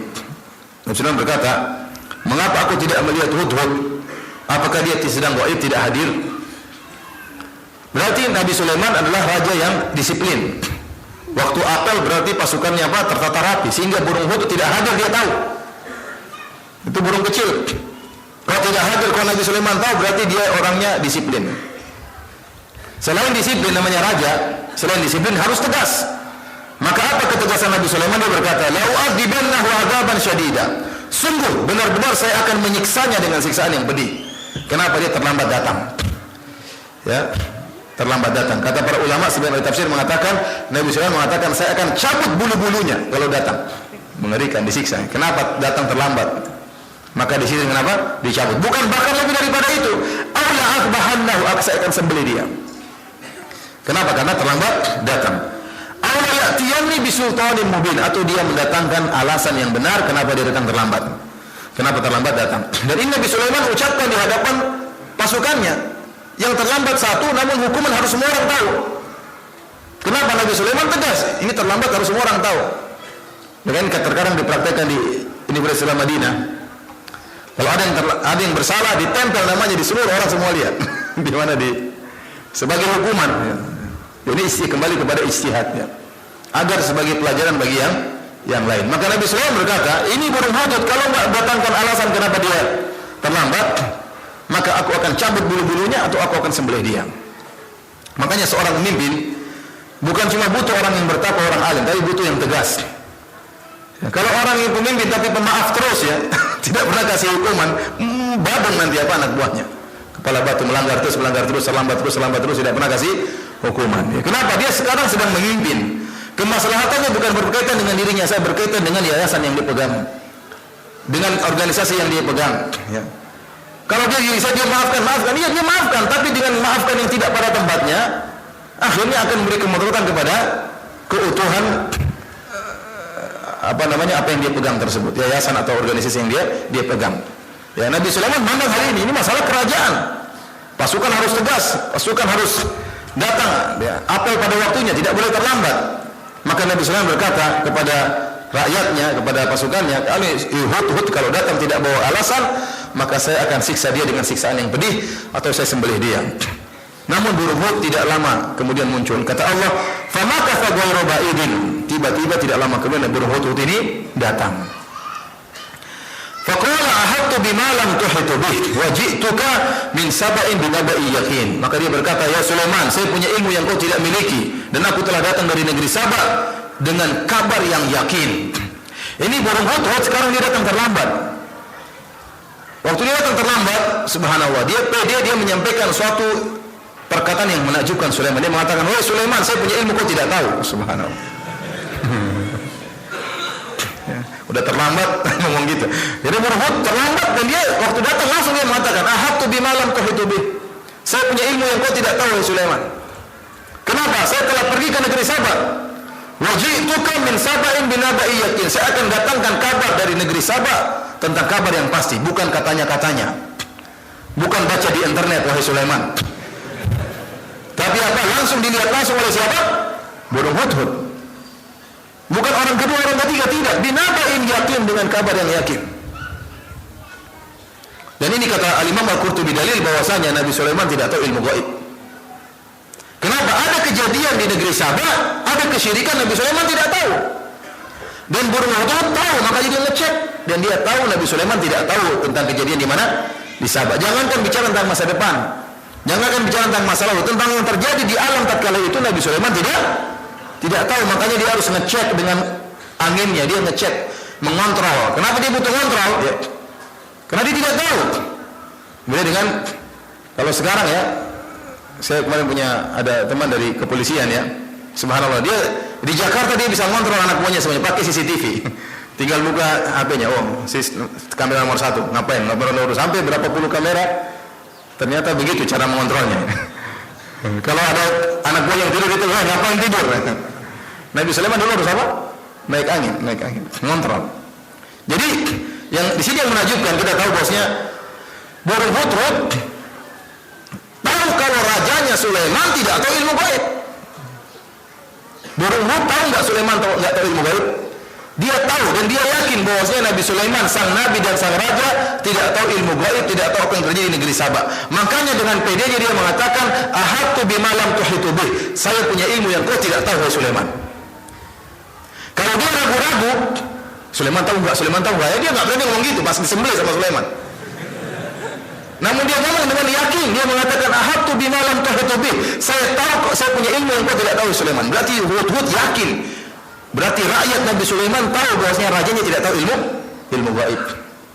Bukan seperti sebagian orang-orang pintar yang mengesankan dia tahu masa depan. Ya. Burung Hud tahu Sulaiman tidak tahu ilmu gaib, maka dia mengatakan, "Saya tahu apa yang kau tidak ketahui." Wa ji'tuka min saba'in binaba'i yakin, dan saya datang kepada engkau membawa kabar yang yakin dari negeri Saba. Kemudian Hud mulai cerita. Jadi dia terbang ya, ke negeri Saba. Ya. Jadi mungkin burung Hud ngecek dan dia mendengar isu-isu tentang adanya kesyirikan di mana? Di negeri Saba. Maka burung Hud terbang, dia tahu dia bakalan terlambat datang. Namun dia harus ngecek ini masalah kesyirikan. Maka dia menimbang antara kemaslahatan datang tepat waktu tidak dihukum, atau terlambat namun ada apa? Berita. Bayangkan dia pikir bagaimana, ini burung sudah mikir. Akhirnya dia mikir, lebih baik saya terlambat, yang penting ada kabar yang penting. Dia beristihad. Baik, burung hudhud waktu ingin melaporkan Nabi Sulaiman tidak banyak ngomong, langsung to the point. Terlambat, ahad, dia sebutkan dalilnya. Saya tahu punya ilmu kau tidak tahu, dan saya pergi dari negeri Sabah. Adapun di Sabah kejadiannya begini, 1, 2, 3, 4, dia cerita semuanya. Tanpa basa-basi, kanan kiri ya. Ya. Karena sebagian orang, ya, ini Nabi Sulaiman orang sibuk atau tidak? Nabi sibuk ya, kerajaannya luas, belum lagi 100 perempuan, sibuk atau tidak? Sibuk. Kemudian datang raja, kemudian datang burung hudhud cerita ngalor ngidul, disembelih langsung Sulaiman. Kalau bilang Sulaiman, maaf Sulaiman, saya tadi jalan-jalan, pergi kemana, lewat gunung-gunung, lewat lembah, ketemu ikan paus, ketemu ini, ya, tidak langsung intinya, dia disembelih. Namun burung hudhud tahu Sulaiman ini orang yang sibuk dan orang penting, raja, nabi, maka dia langsung menyampaikan pada intinya. Tidak muter sana, muter sini. Karena sebagian orang gitu, kalau tanya sama ustaz, muter sana, muter sini. Tanya sama syekh, ya syekh, kita kan harus berbakti sama orang tua ya syekh. Iya, terus kenapa? Ya waktu itu saya jalan pergi sama ibu saya, kemudian saya mampir di hotel syekh, kemudian kita ya tidur dulu sebentar, istirahat sebentar, terus akhirnya saya pergi sama ibu saya, mungkin kita makan dulu, kemudian terus kemana? Terus saya ke Masjid Haram. Qadarullah syekh, saya mau sholat maghrib, ternyata saya belum sholat maghrib, ternyata imam lagi sholat isya, apa yang harus saya lakukan? Kenapa harus muter kanan muter kiri mengatakan kau berbakti sama orang tua? Langsung aja, siapa hukum kalau kita ketemu imam lagi sholat isya sementara kita belum sholat maghrib? Kemarin saya juga beberapa hari saya ditanya juga demikian. Subhanallah, mukaddimahnya mungkin 5 menit. Orang yang ustaz gini sampai orang gelisah, yang dengan hadir itu gelisah. Ada yang langsung menyeletuk, pertanyaannya apa? Sampai ada yang berdiri. Dia muter, bertanya cuma 1 menit, cuma mengatakan, Ustaz, bagaimana, apakah anak hasil zina bisa masuk surga? Cuma itu aja. Mukadimahnya panjang, Allah itu maha adil Ustaz. Kemudian macam-macam nih, macam panjang Olehnya ikhwan, seorang harus pandai mengungkapkan ya. Allah bicara jangan muter kanan, muter kiri ya. Bisa dengan mukadimah, tapi kalau ente berhadapan orang yang penting, orang yang sibuk, maka jangan ngalor ngidul, dia tidak punya waktu untuk dengar kanan kiri antum ya. Maka burung hudhud langsung menyampaikan intinya, dia mengatakan, ini wajadtu imra'atan tamlikuhum, aku mendapati seorang ratu menguasai mereka, wanita menguasai mereka. Wa utiyat min kulli syai' wa laha 'arsyun 'azim, dan diberikan segala sesuatu, dan dimiliki arsy yang agung. Dia memiliki arsy yang agung, jadi punya singgasana yang besar. Wajadtuha wa qaumaha yasjuduna lisyamsi min dunillah, dan aku dapati dia dan kaumnya sujud kepada matahari dan tidak sujud kepada Allah. Wa zayyana lahum asy-syaitanu a'malahum, lalu syaitan menghiaskan kesyirikan mereka seakan-akan kesyirikan mereka itu perbuatan yang baik. Fasaddahum 'anis sabil fahum la yahtadun, sehingga syaitan menghalangi mereka dari jalan yang benar sehingga mereka tidak mendapat petunjuk. Allah yasjudu lillahi alladhi yukhrijul khaba'a fis samawati wal ard wa ya'lamu ma tukhfuna wa ma tu'linun, agar mereka tidak menyembah Allah yang mengeluarkan apa yang terpendam di langit dan di bumi, dan mengetahui apa yang kalian sembunyikan dan apa yang kalian nyatakan. Allahu la ilaha illa huwa rabbul arsyil azim, dialah Allah, tidak ada sembahan yang berhak disembah kecuali Allah, pemilik arsy yang agung. Inilah berita dari Hudhud kepada Nabi Sulaiman. Perhatikan Nabi Hudhud ya, sengaja terlambat demi membawakan berita yang penting. Berita yang penting tersebutlah kesyirikan yang dia lihat. Antum bayangkan burung hudhud, seekor burung tidak suka dengan kesyirikan. Dan inilah rakyat Nabi Sulaiman. Rakyatnya tahu kesyirikan adalah perbuatan yang sangat keji, amal yang sangat buruk. Maka burung hudhud mengingkari kesyirikan tersebut, dan dia menjelaskan bahwasanya mereka sujud kepada matahari karena syaitan menghiasi perbuatan mereka. Ini sering seperti ini, syaitan sebagaimana sumpah iblis, dia mengatakan, Rabbi bima agwaitani la uzayyinanna lahum fil ard wa la aghwiyannahum ajma'in. Dia mengatakan, ya Rabbku, karena engkau telah buat aku menyimpang, maka aku akan menghiasi maksiat di dunia bagi anak keturunan Adam. Betapa banyak orang bermaksiat, maksiat tersebut dihiaskan oleh syaitan seakan-akan kebaikan. Betapa banyak orang melakukan kesyirikan, mungkin dia tambah banyak hartanya. Syaitan mengatakan itu gara-gara kau berbuat syirik, gara-gara kau pergi ke dukun. Lihat Ratu Balqis diberi kekayaan oleh Allah Subhanahu wa taala karena dia sujud kepada apa? matahari. Syaitan mengatakan, lihatlah engkau menjadi kaya raya gara-gara engkau sujud kepada matahari. Jadi syaitan menghiasi perbuatan kesyirikan seakan-akan perbuatan tersebut perbuatan yang benar. Tapi para hadirin Allah Subhanahu wa taala, Nabi Sulaiman tidak tahu ilmu gaib. Dan Nabi Sulaiman sebagai raja yang tegas tidak langsung terima berita dari burung hudhud. Dia minta bukti. Maka Nabi Sulaiman berkata, "Qala sananzuru asadaqata am kunta minal kadhibin." Kita lihat dulu. Engkau ini benar atau dusta, wahai hudhud. Ya. Nabi Sulaiman sebagai seorang yang raja tidak langsung membenarkan perkataan hudhud. Suruh cek dulu. Idhab bi kitabi hadha fa'alqih ilaihim thumma tawalla anhum fanzur madza yarji'un. Pergilah engkau wahai hudhud dengan bawa suratku ini, lalu lemparkanlah kepada mereka, kemudian pergilah engkau dari mereka dan perhatikan apa yang mereka bicarakan.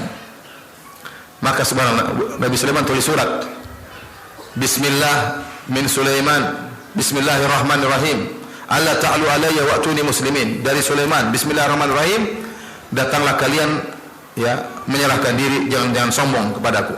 Surat pendek. Disuruh Hudhud untuk mengirim surat tersebut ke tempat tinggal Balqis. Datanglah surat tersebut ke Ratu Balqis.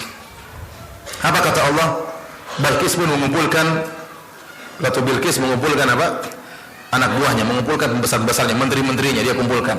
Dia ingin musyawarah. Dia mengatakan, "Qalat ya ayyuhal mala'u inni ulqiya ilayya kitabun karim." Wahai pembesar-pembesarku, sungguhnya telah dijatuhkan kepadaku sebuah surat yang mulia. Lihat di sini Ratu Balqis langsung menyatakan surat tersebut surat yang mulia. Dia tidak mengatakan surat orang kurang ajar, tidak. Surat orang yang sombong, tidak. Tapi dia mengatakan surat yang mulia. Kenapa dia mengatakan surat ini surat yang mulia? Katanya di sini, Bismillah, afwan Ustaz, istirahat 15 menit. Kita istirahat 15 menit, nanti kita lanjut lagi ya. Ya. Demikian saja. Nanti kita lanjutkan insyaallah. Assalamualaikum warahmatullahi wabarakatuh. Bismillahirrahmanirrahim. Alhamdulillah, salatu wassalamu ala Rasulillah wa ala alihi wa ashabihi wa man tabi'ahum bi ihsan ila yaumil amma ba'd. Kita lanjutkan kajian kita. Allah Subhanahu wa taala berfirman, "Qalat ya ayyuhal mala'u inni ulqiya ilayya kitabun karim." Ratu Bilqis mengumpulkan menteri-menterinya, pembesar-pembesarnya, lalu beliau berkata, "Sungguhnya telah dilemparkan kepadaku sebuah tulisan yang mulia." Ratu Bilqis ya tidak mencela tulisan tersebut, bahkan mensifati tulisan tersebut dengan tulisan yang mulia. Kenapa? Karena surat tersebut surat yang menakjubkan. Tiba-tiba masuk ke kamar tempat tinggal Ratu Bilqis surat tersebut. Dan kita tahu namanya ratu ya. Pasti dia tinggal di tengah kerajaan, enggak mungkin ratu tinggal di tempat di pagar masuk ya. Kalau tinggal pagar masuk nanti banyak rakyat yang kirim surat cinta kepada ratu tersebut. Lempar surat enggak. Sebagaimana kebiasaan para raja, raja pasti di tengah, ratu pasti di tengah, dan untuk bertemu dengan raja atau ratu pasti melewati banyak penjaga, melewati banyak pintu ya. Ternyata surat tersebut bisa masuk ke kamarnya. Siapa yang bawa? Hudhud. Ya, tinggal terbang saja, lewat semuanya, tinggal lemparin surat tersebut. Ini tentunya menjadi perhatian Ratu Bilqis. Kok bisa surat ini masuk kepada saya? Yang kedua, tentunya dia sudah mendengar tentang Sulaiman. Sulaiman raja yang hebat, yang kekuasaannya sudah sampai ke negeri Syam, kemudian ke Irak, meskipun tidak sampai ke Yaman. Tetapi tentang kehebatan Sulaiman tentu dia sudah mendengarnya. Kemudian surat tersebut juga isinya dengan bahasa Arab. Ya. Apa isinya? Innahu min Sulaiman wa innahu bismillahirrahmanirrahim. Alla ta'lu alayya wa'tuni muslimin. Sungguhnya surat itu dari Sulaiman dan sungguhnya isinya dengan menyebut nama Allah yang Maha Pemurah lagi Maha Penyayang. Janganlah kalian sombong, janganlah kalian berlaku sombong terhadapku, dan datanglah kalian sebagai orang-orang yang berserah diri. Surat ini datang dalam bahasa Arab. Padahal Sulaiman bukan orang Arab. Sulaiman dari Bani Israel, berbicara dengan bahasa Ibrani. Namun bisa datangkan surat dengan bahasa Arab yang fasih, singkat dan tegas. Ratu Bilqis bukanlah orang bodoh, ratu orang pintar. Maka dengan mengingat hal ini, dia tahu ini tulisan surat ini bukan surat biasa. Maka dia mengatakan, "Ulqiya ilayya kitabun karim." Sungguh telah dilemparkan kepadaku, entah dari mana datangnya, tiba-tiba ada surat yang mulia ya, yang datang kepadaku. Qalat ya ayyuhal mala'u aftuni fi amri ma kuntu qati'atan amran hatta tashhadun. Maka beliau berkata, "Wahai pembesar-pembesarku, berilah pertimbangan kepadaku tentang perkara ini. Aku tidak akan memutuskan suatu perkara sampai kalian ya memutuskan perkaranya, artinya sampai kita musyawarahkan. Jadi dia mengajak pembesar-pembesarnya untuk bermusyawarah dan mengambil keputusan. Apa kata para pembesar-pembesarnya? Qalu nahnu ulu quwwatin wa ulu ba'sin syadid. Sungguhnya kita ini adalah orang-orang memiliki kekuatan dan memiliki keberanian atau memiliki keberanian yang kuat. Wal amru ilaiki, dan perkaranya kembali kepada engkau wahai sang ratu. Fanzuri madza ta'murin. Lihatlah apa yang kau perintahkan akan kami kerjakan. Jadi sekarang para pembesar-pembesar menyatakan kita ini kuat. Ulu quwwah artinya kita ini dari sisi jumlah pasukan besar. Ulu ba'sin syadid, dari sisi senjata juga kuat. Dari sisi pasukan jumlahnya banyak, dari senjata kuat. Kali itu enggak perlu takut. Terserah kau perintahkan kita perang enggak.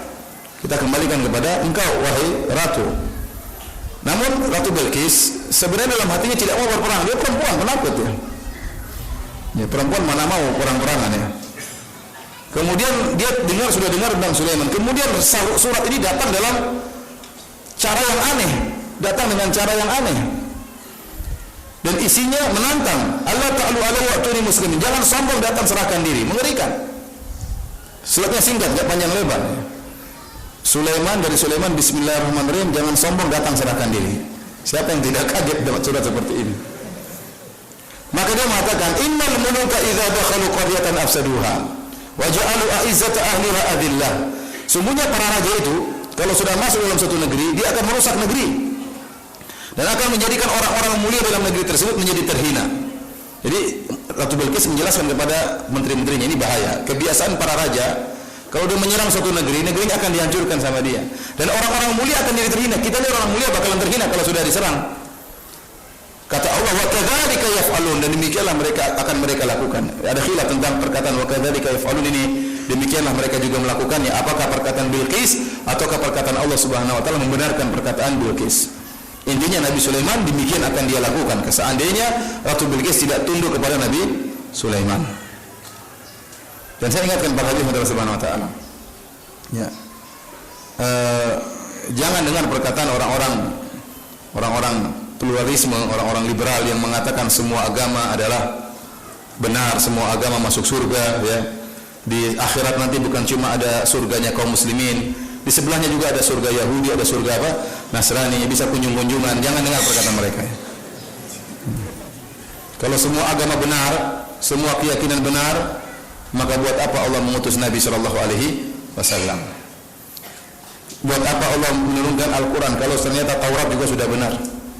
Buat apa kemudian Nabi SAW memerangi Persia dan Romawi?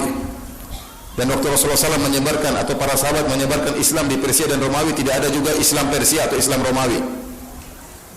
Apa Islamnya dirubah menjadi Islam Romawi?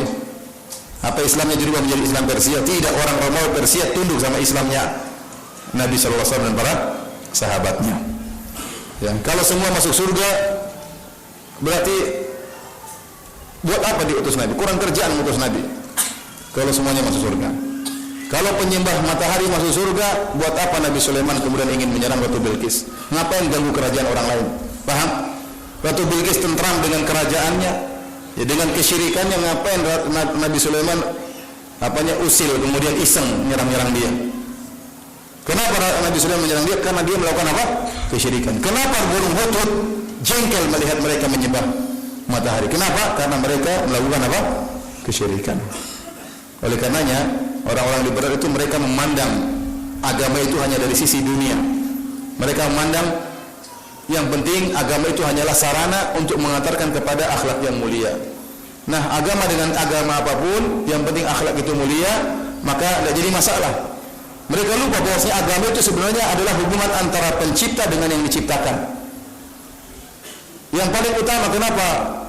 Ya, Allah menciptakan manusia adalah untuk menyembah kepada pencipta. Nah, kalau ternyata manusia menyembah kepada sama makhluk, menyembah kepada manusia, menyembah kepada malaikat, menyembah kepada nabi, menyembah kepada jin, atau menyembah kepada makhluk yang tidak berakal seperti matahari, maka ini semua kesyirikan. Maka tatkala menyatakan seluruh agama benar, berarti menyamakan antara tauhid dengan apa? Kesyirikan. Ini tidak benar. Menyamakan antara pencipta alam semesta dengan makhluk disamaratakan. Oleh karena saya katakan ya, Ratu Bilqis sudah tenang dengan kerajaannya, sudah tentram. Kenapa Nabi Sulaiman mengusik? Cuma karena permasalahan kenapa Ratu Bilqis terjerumus dalam apa? kesyirikan.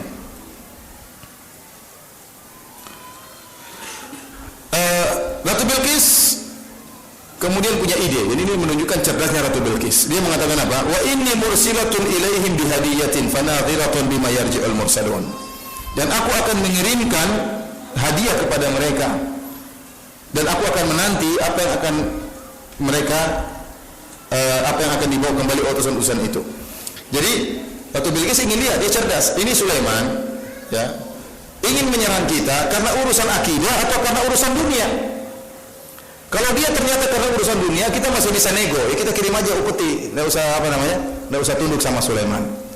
Ya, maka dia ingin lihat. Ini menunjukkan cerdasnya siapa? Ratu Bilqis. Maka dia pun mengirim hadiah dengan hadiah yang mewah. Falamma jaa Sulaiman qala atumiddunani bimalin fama atani Allahu khairan mimma atakum bal antum bihadiyakum tafrahun. Tatkala utusan Bilqis datang kepada Sulaiman dengan bawa berbagai macam hadiah, emas, perak dan macam-macamnya, dipikul dari mana? Dari Sabak menuju Palestina, Sabak dari Yaman. Untuk jalan ke Palestina butuh waktu berbulan-bulan. Ya, mereka bawa hadiah tersebut bawa kepada Sulaiman. Sulaiman marah. Nabi Sulaiman AS berkata, apakah kalian hendak membantuku dengan harta? Padahal apa yang Allah berikan kepadaku lebih baik daripada apa yang diberikannya kepada kalian. Tetapi kamu merasa bangga dengan hadiahmu. Kalian bangga dengan hadiah kalian, ini tiada nilainya, kata Nabi Sulaiman. Apa yang Allah berikan kepadaku jauh lebih hebat daripada kalian. Apa yang kalian punya. Ya, kerajaan Nabi Sulaiman hebat. Nabi Sulaiman diberikan ilmu, diberikan kenabian oleh Allah, diberikan awan angin tunduk kepada Nabi Sulaiman. Kemudian jin-jin tunduk kepada Nabi Sulaiman. Nabi Sulaiman marah, irji ilaihim falanatiyannahum bijunudin la qibala lahum biha wa lanukhrijannahum minha adillatan wa hum saghirun. Pulang kembali sana. Kami akan menyerang mereka dengan mendatangkan pasukan yang tidak bisa mereka lawan, dan kami akan usir mereka dari negeri mereka dalam kondisi hina dan dalam kondisi rendah. Ancaman Nabi Sulaiman, suruh pulang sama Nabi Sulaiman. Tentunya Ratu Bilqis takut ya. Tidak diceritakan dalam Al-Quran, tapi konsekuensinya dia pulang, lapor, kita mau diserang. Akhirnya takut kan, akhirnya datang. Maka Nabi Sulaiman berkata, ingin menguji kepintaran Ratu Bilqis. Sebagian ahli tafsir menyebutkan, namun ini semua tidak ada dalilnya, hanya sekedar perkataan sebagian ahli tafsir tatkala mereka berusaha menafsirkan ayat-ayat ini. Mereka mengatakan, sebagian ahli tafsir, bahwasanya Ratu Bilqis ini terkenal cantik. Dan Nabi Sulaiman alaihissalam ingin menikahi Ratu Bilqis. Tetapi untuk menikahi Ratu Bilqis harus dilihat dulu kecantikannya bagaimana dan kecerdasannya bagaimana. IQ-nya harus dites. Kalau ternyata cantik namun blow on, repot. Nanti nggak nyambung kalau ngobrol ya. Maka harus dites kepintarannya. Ini perkataan sebagian ahli tafsir. Ini Nabi Sulaiman ingin menguji kecerdasan Ratu Bilqis. Maka Nabi Sulaiman ingin mendatangkan singgasana Ratu Bilqis. Lihat bagaimana reaksi Ratu Bilqis tatkala melihat singgasananya yang sudah dirubah-rubah. Kata Nabi Sulaiman, ya ayyuhal mala'u ayyukum ya'tini bi arsyiha. Wahai anak buahku, siapa di antara kalian yang bisa mendatangkan singgasana Ratu Bilqis? Qabla ayatuni muslimin, sebelum mereka tunduk kepadaku, sebelum mereka menyerahkan diri. Qala ifritun minal jin, berkatalah ifrit, jin ifrit. Jin ifrit ini jin yang hebat ya. Yang tadi ganggu Nabi sallallahu alaihi wasallam tatkala sedang apa? Sedang salat ya. Makanya terkadang orang lagi duduk ya, jinnya enggak mau pergi-pergi, dia sombong, saya ini ifrit. Kau baca enggak apa-apa katanya. Bacain aja, lama-lama ifrit pun kebakar ya. Qala ifritun minal jin, kata ifrit dari kalangan jin, ana atika bihi qabla an taquma min maqamik. Aku akan mendatangkan singgasana sebelum kau berdiri di tempat dudukmu. Cepat atau tidak? Ada yang mengatakan berdiri di tempat duduk maksudnya zuhurnya. Jadi untuk berdiri butuh beberapa waktu lah. Dari duduk kemudian berdiri sampai tegak ini butuh beberapa ada waktu lah. Ada yang mengatakan maksudnya berdiri sebelum berdiri artinya sebelum Nabi Sulaiman selesai mengurus negerinya. Jadi dia kontrol pagi hari, dia keluar kontrol negaranya, kontrol kerajaannya, dan sebelum zuhur kalau dia sudah berdiri berarti selesai dari apa? Mengontrol. Jadi butuh waktu kira-kira 5 jam. Jadi seakan-akan Ifrit mengatakan, wahai Sulaiman, aku akan mendatangkan singgasana tersebut sebelum 5 jam, sebelum kau berdiri dari apa?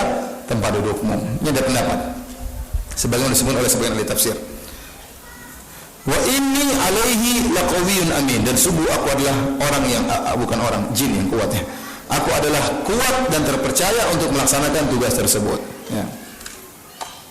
Ada yang mengatakan ya, jadi jin ya bisa mendatangkan dalam waktu singkat ya. Kenapa? Karena menggunakan rumus E sama dengan MC kuadrat ya.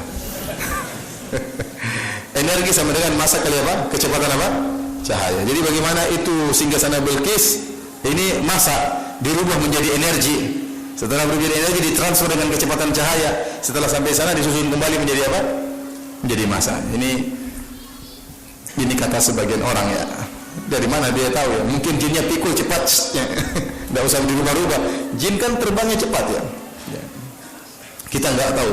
Yang jelas Ifrit mengaku bisa mendatangkan singgasana tersebut yang jaraknya dari Sabah ke negeri Palestina, dari Yaman ke Palestina dalam waktu kurang dari beberapa jam. Ya. Adapun caranya bagaimana? Wallahu alam bisawab. Ya wallahu alam, apakah jin Ifrit tahu rumus E sama dengan MC kuadrat, saya juga nggak tahu.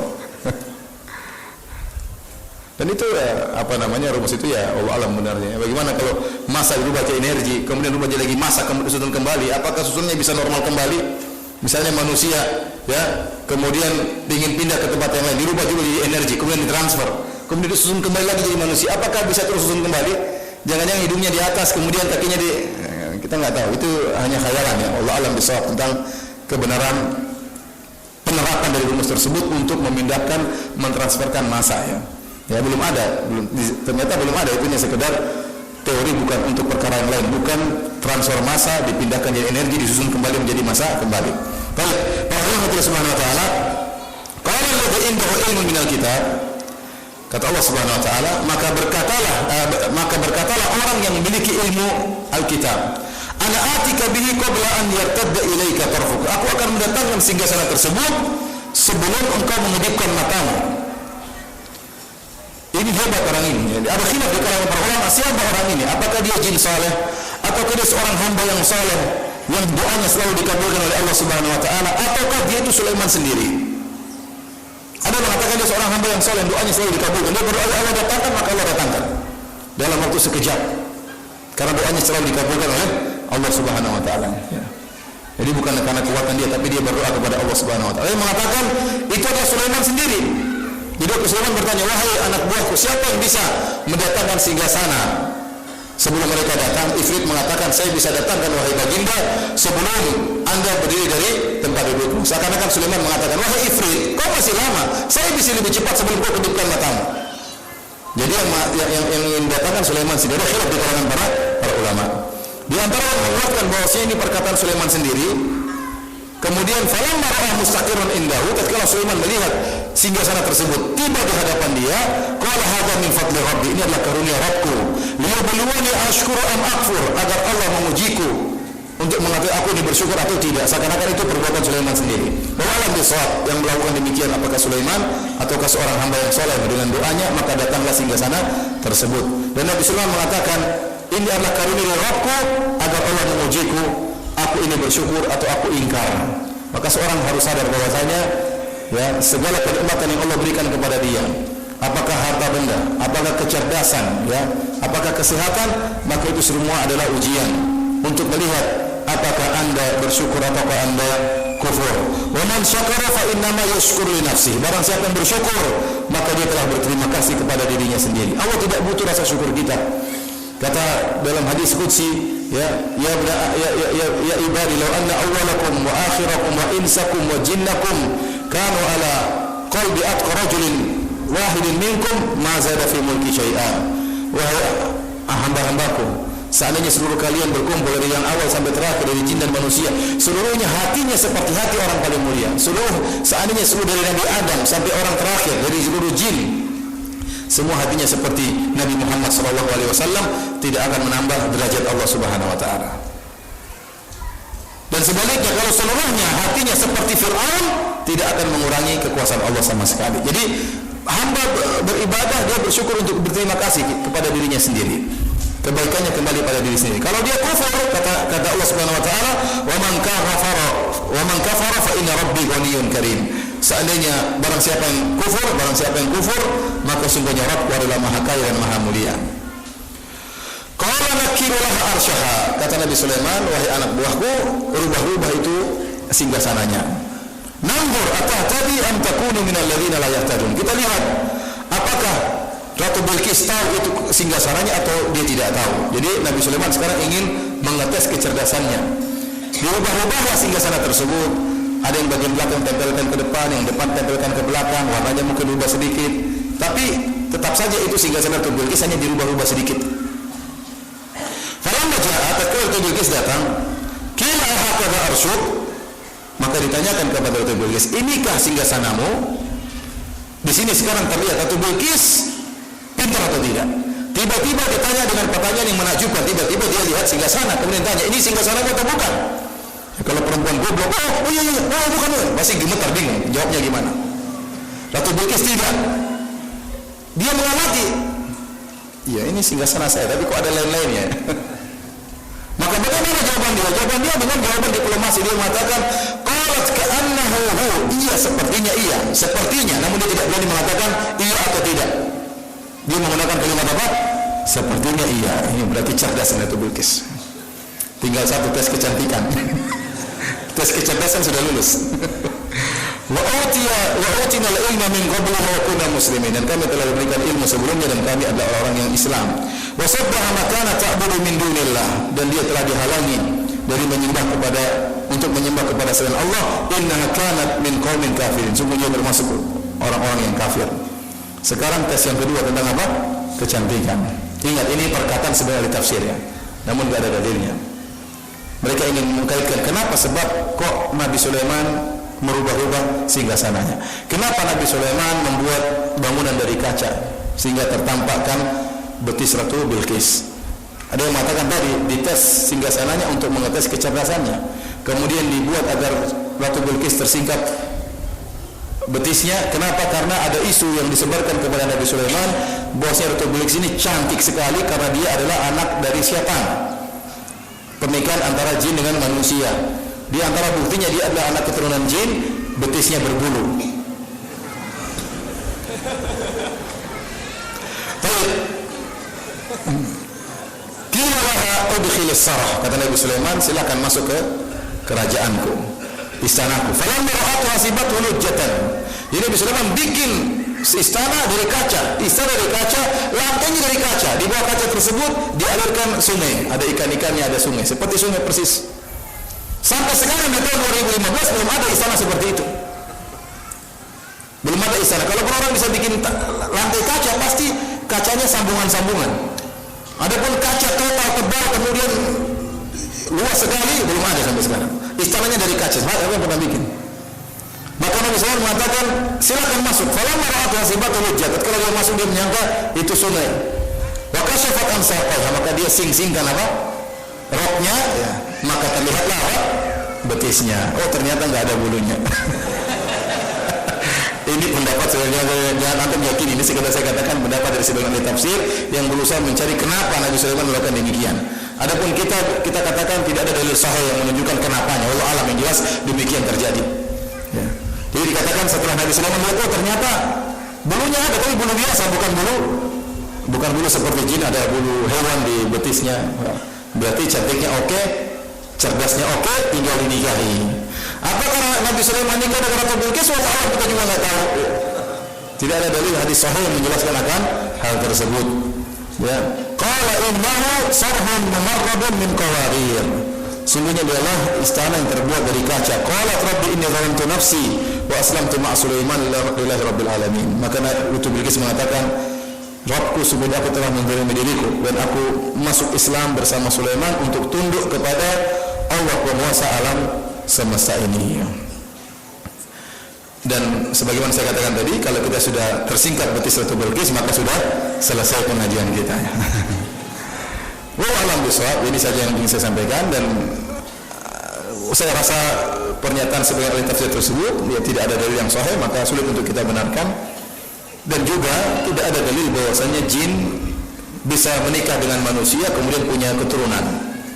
Ya, kalau jin berhubungan dengan manusia memang bisa, ya, yang benar ya, bisa. Ya, oleh karenanya Allah mengatakan wasyarikum fil aulad, hendaknya silakan engkau menyertai mereka dalam anak-anak, dalam berhubungan. Sebagian tafsiran, sebagian dalam buku tafsir.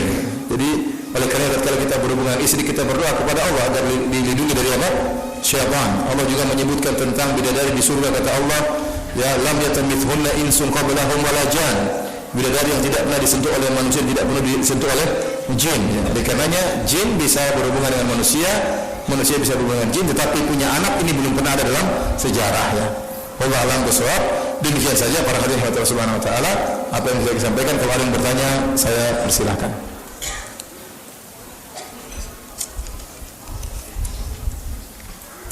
Saya pernah baca kerajaan Sulaiman itu ternyata di Indonesia, tempatnya di Yogyakarta. Di Sleman ya, dengan dibuktikan ada Candi Borobudur itu. Apakah benar seperti Ustaz? Ini diantara hal-hal yang memalukan orang Indonesia. Ini diantara kreativitas orang Indonesia. Indonesia ini punya banyak kreativitas. Ya, diantaranya sholat 23 rakaat 7 menit. Ini juga penemuan orang Indonesia. Di antaranya Imam Mahdi kemarin 11 orang Imam Mahdi di depan Ka'bah. Sholat Id pada hari kedua Syawal, ini juga penemuan orang Indonesia. Banyak penemuan-penemuan di Indonesia. Di antara penemuan yang menakjubkan bahwasanya Haikal Sulaiman, kerajaan Sulaiman berada di mana? Di Sleman. Subhanallah. Ini memalukan. Jangan diterjemahkan bahasa Arab. Kalau ini bikin malu, jangan. Ya subhanallah. Ente lihat saja di Sleman, apakah ada orang-orang hidung-hidung mancung di sana? Keturunan Nabi Sulaiman, ataukah pesa-pesa seperti kita? Ya subhanallah. Kalau itu Sulaiman pernah di situ, pasti ada keturunannya, ya tidak? Pasti ada keturunannya. Gak bisa Sulaiman di situ. Kalau ternyata Haikal Sulaiman berada di Sleman, wallah orang Israel akan ke sini. Ya. Iya, orang Israel sekarang kenapa tidak mau pindah dari Palestina? Gara-gara ingin menegakkan apa? Haikal Sulaiman Raya, kerajaan Sulaiman Raya. Disebutkan tidak ada yang tersisa dari kerajaan Sulaiman, Haikal Sulaiman, kecuali satu tembok yang mereka tangisi terus, tembok ratapan. Seandainya ternyata ya kerajaan Sulaiman adanya di Sleman, waduh ini bahaya ya. Kita akan diserang oleh apa? Israel. Ya ini bikin malu ya.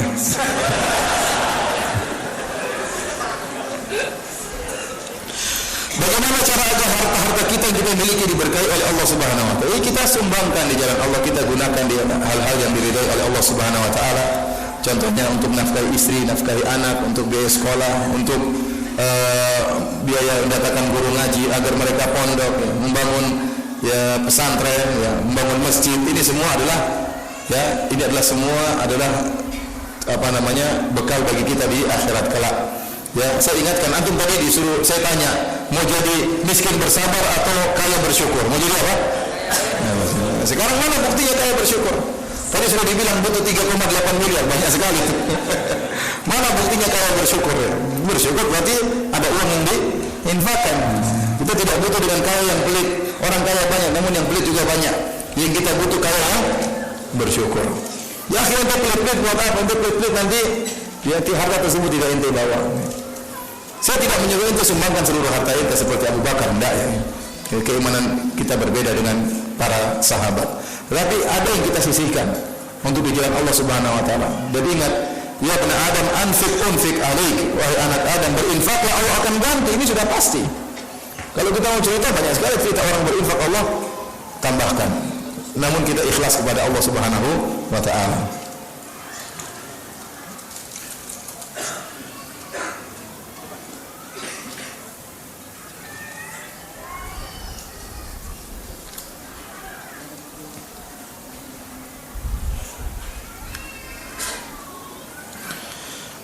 Menggunakan niqab sunnah atau wajib? Ini khilaf di kalangan para ulama tentang hukum menggunakan niqab, dan khilafnya kuat.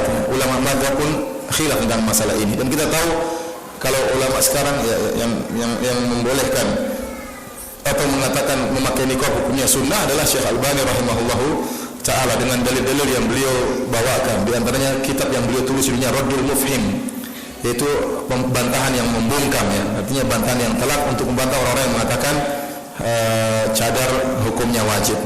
Saya sendiri wallahu alam bisawab, saya sendiri lebih condong kepada wajibnya cadar. Saya sendiri lebih condong tentang wajibnya cadar ya. Kenapa? Karena Rasulullah SAW tatkala ada orang yang ingin menikah, Rasulullah SAW mengatakan falyanzur ila ma yad'u ila nikahiha. Kata Rasulullah SAW, melihatlah kepada wanita tersebut apa yang membuat engkau tertarik untuk menikahinya. Yang dilihat apa? Wajah dan apa? dan tangan. Ya. Kalau wajahnya sudah terbuka nggak perlu nazar. Kalau wajahnya tiap hari sudah terbuka nggak perlu apa? Nazar. Tapi kita katakan nazar karena memang wajahnya asalnya apa? Tertutup. Kemudian tatkala Rasulullah SAW berbicara tentang isbal ya, maka datanglah Ummu Salamah kemudian berkata, ya Rasulullah, ya apa namanya, mereka minta izin agar rok dipanjangkan. Kata Rasulullah SAW, yurkhinahu shibran, hendaknya para wanita tersebut memanjangkan rok mereka di bawah mata kaki sejengkal. Kata Ummu Salamah, idzan tanqashif aqdamuhunna, ya Rasulullah, kalau yang dipanjangkan cuma sejengkal maka akan nampak kaki mereka kalau berjalan, tertiup angin akan tersinggung kaki-kakinya. Kaki-kakinya itu aurat, kaki adalah aurat. Maka Rasulullah SAW mengatakan, fayurkhinahu dhira'an wa la yazidna ala dhalik. Kalau begitu panjangkan roknya satu hasta di bawah mata kaki dan tidak boleh lebih daripada itu. Nah, kalau kaki saja itu adalah harus ditutup, apalagi wajah yang merupakan pusat kecantikan. Ya akhi, orang kalau lihat wajah yang penting cantik, mau kakinya model apa nggak jadi masalah. Cantik wajahnya apa? Cantik. Makanya saya katakan, saya lebih condong bahwa wajah itu hendaknya ditutup. Terutama saya katakan wanita-wanita yang cantik. Ya. Ibu tanya sama suami, saya cantik nggak mas? Kalau cantik tutup ya. Namun saya tahu ini masalah khilafiyah ya. Saya dan istri saya berselisih dalam masalah ini. Dan kalau berselisih dalam banyak hal ya. Contohnya dalam sholat ya. Kalau saya sholat Allahu Akbar, sami Allah liman hamidah, istri saya sami Allah liman hamidah. Ya sudah, dia pendapatnya demikian, ikut Syekh bin Baz, saya ikut Syekh Albani. Kemudian kalau tasyahud saya cenderung seringnya saya tidak menggerakkan, ataupun istri saya menggerakkan ya, pendapat para ulama. Contohnya juga masalah cadar, saya merasa wajib, istri saya mengatakan tidak wajib. Ya udah, meskipun dia pakai cadar ya, tapi dia merasa tidak apa? Tidak wajib. Ya ini khilaf antara Firanda dan istrinya. Artinya masalah khilafiyah saya tidak paksa istri saya. Artinya masalah khilafiyah saya tidak paksa istri saya. Maka saya katakan kalau ibu bertanya tentang masalah cadar, saya lebih condong cadar itu wajib, ya lebih selamat. Para ulama sepakat pakai cadar lebih afdal.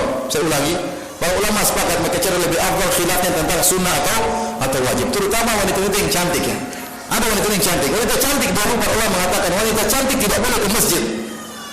Sampai para ulama Syafi'iyah menuliskan wanita boleh ke masjid ya, tidak boleh pakai parfum dan sebagainya kecuali wanita yang cantik.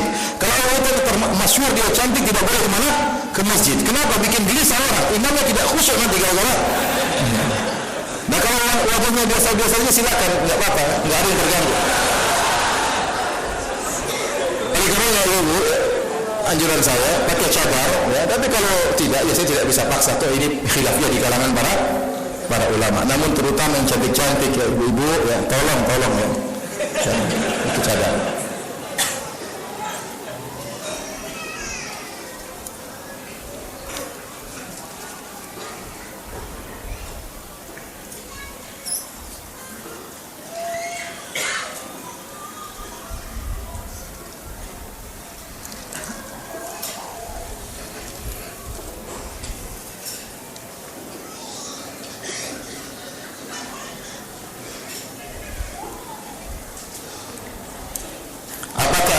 Kisah tentang keturunan Nabi Sulaiman dan Datu Balqis.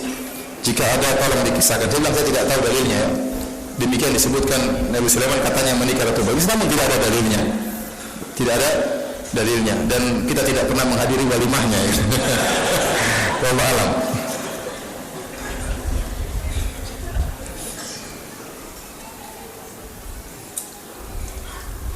Pak Ustaz, bagaimana terkait gedung tertinggi Nabi Sulaiman yang terbuat dari emas dan kaca? Apakah ini benar sebanyak 4 km tingginya? Dari mana cerita seperti ini? Ya. Dari mana cerita seperti kita nggak tahu. Jadi Allah Subhanahu wa taala menyebutkan dia punya ini, dia punya ini. Namun Allah tidak rinci seperti walaha arsyun azim. Ratu Bilqis punya singgasana yang besar. Besarnya seperti apa nggak tahu. Allah tidak jelaskan berapa sentimeter, berapa meter, nggak ada. Ya, sudah kita nggak usah memperinci yang tidak kita ketahui.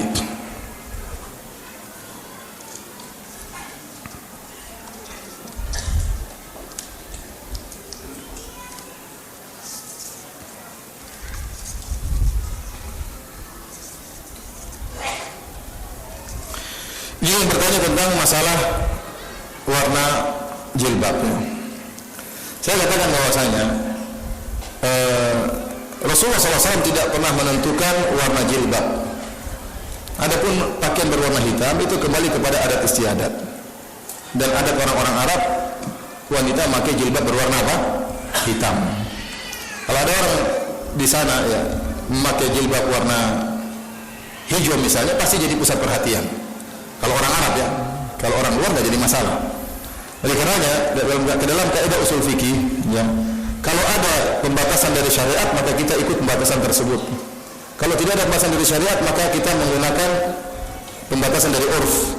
Kalau tidak ada pembatasan dari urf maka kita kembali kepada pembatasan dari bahasa. Dalam masalah baju, warna baju, ya, bagi wanita tidak ada pembatasan dari syariat. Misalnya Rasulullah mengatakan pakailah baju hitam karena baju hitam adalah sunnah misalnya, maka tidak ada dalil yang seperti ini. Saya kemarin dikejutkan waktu saya ngisi di Jakarta, ibu-ibu waktu itu di rumah wakil bupati, ada ibu-ibu yang bertanya, Ustadz, kenapa ibu pakai baju warna hitam? Saya bilang, ada apa bu? Di sini kebiasaan orang sini, kalau ada kematian, orang-orang kafir tuh berkabung dengan memakai baju warna hitam. Jangan-jangan kita bertasyabuh dengan mereka. Saya kaget juga. Ternyata nggak tahu, kalau di sini saya nggak tahu. Di Jakarta itu kalau ada kematian berkabung, maka ibu-ibu datang memakai baju warna apa? Hitam sebagai tanda berkabung.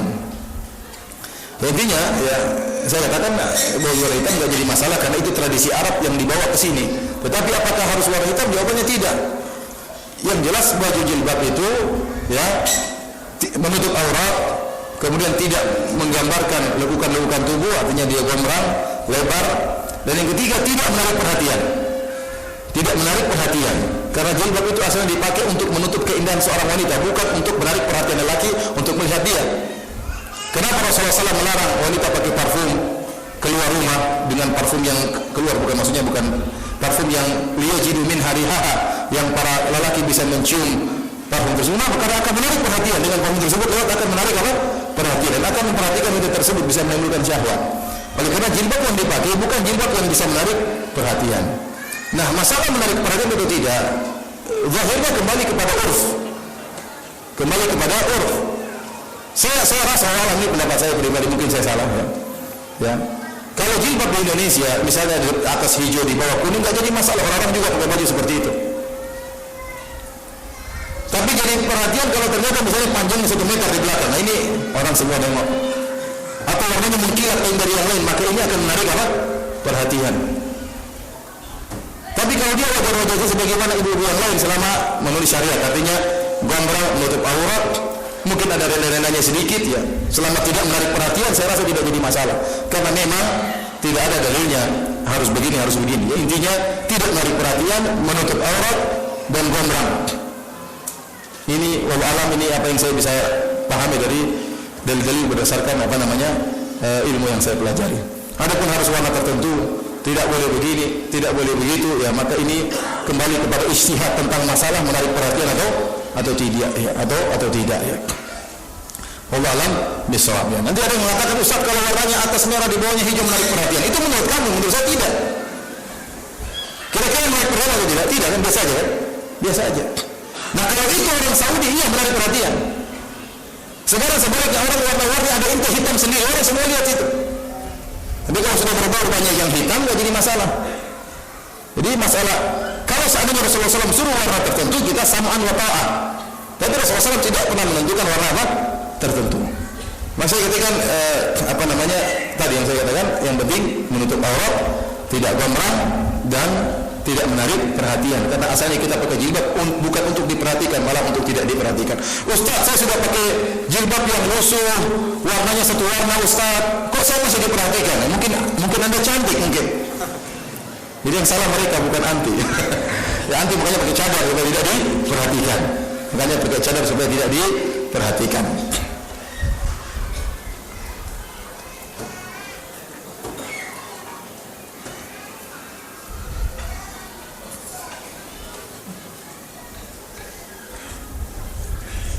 Ini ada faedah ya. Syekh Saleh Fauzan hafizahullah pernah ditanya, apakah Nabi Sulaiman dan Bilqis pernah menikah? Beliau menjawab, wallahi saya tidak pernah diundang pernikahan mereka. Ya, sama nih.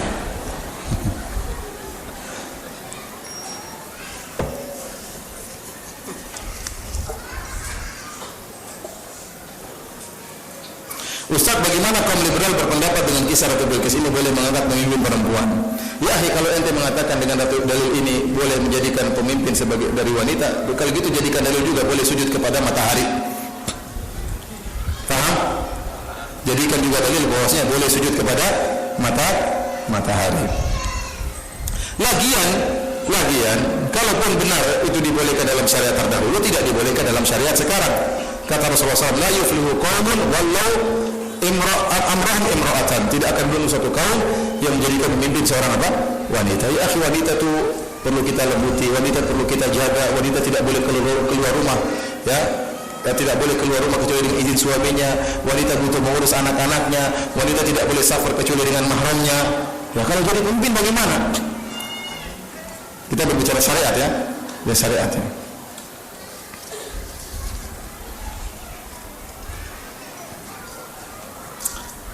Bagaimana maksud orang tua yang masih percaya hal gaib dari seorang peramal atau dukun? Mohon penjelasan terkait dengan ramal-meramal ini. Kita nasihati orang tua dengan cara yang baik. Ya. Kita bilang, Pak, itu ramalan orang banyak salahnya, jangan diikuti ya.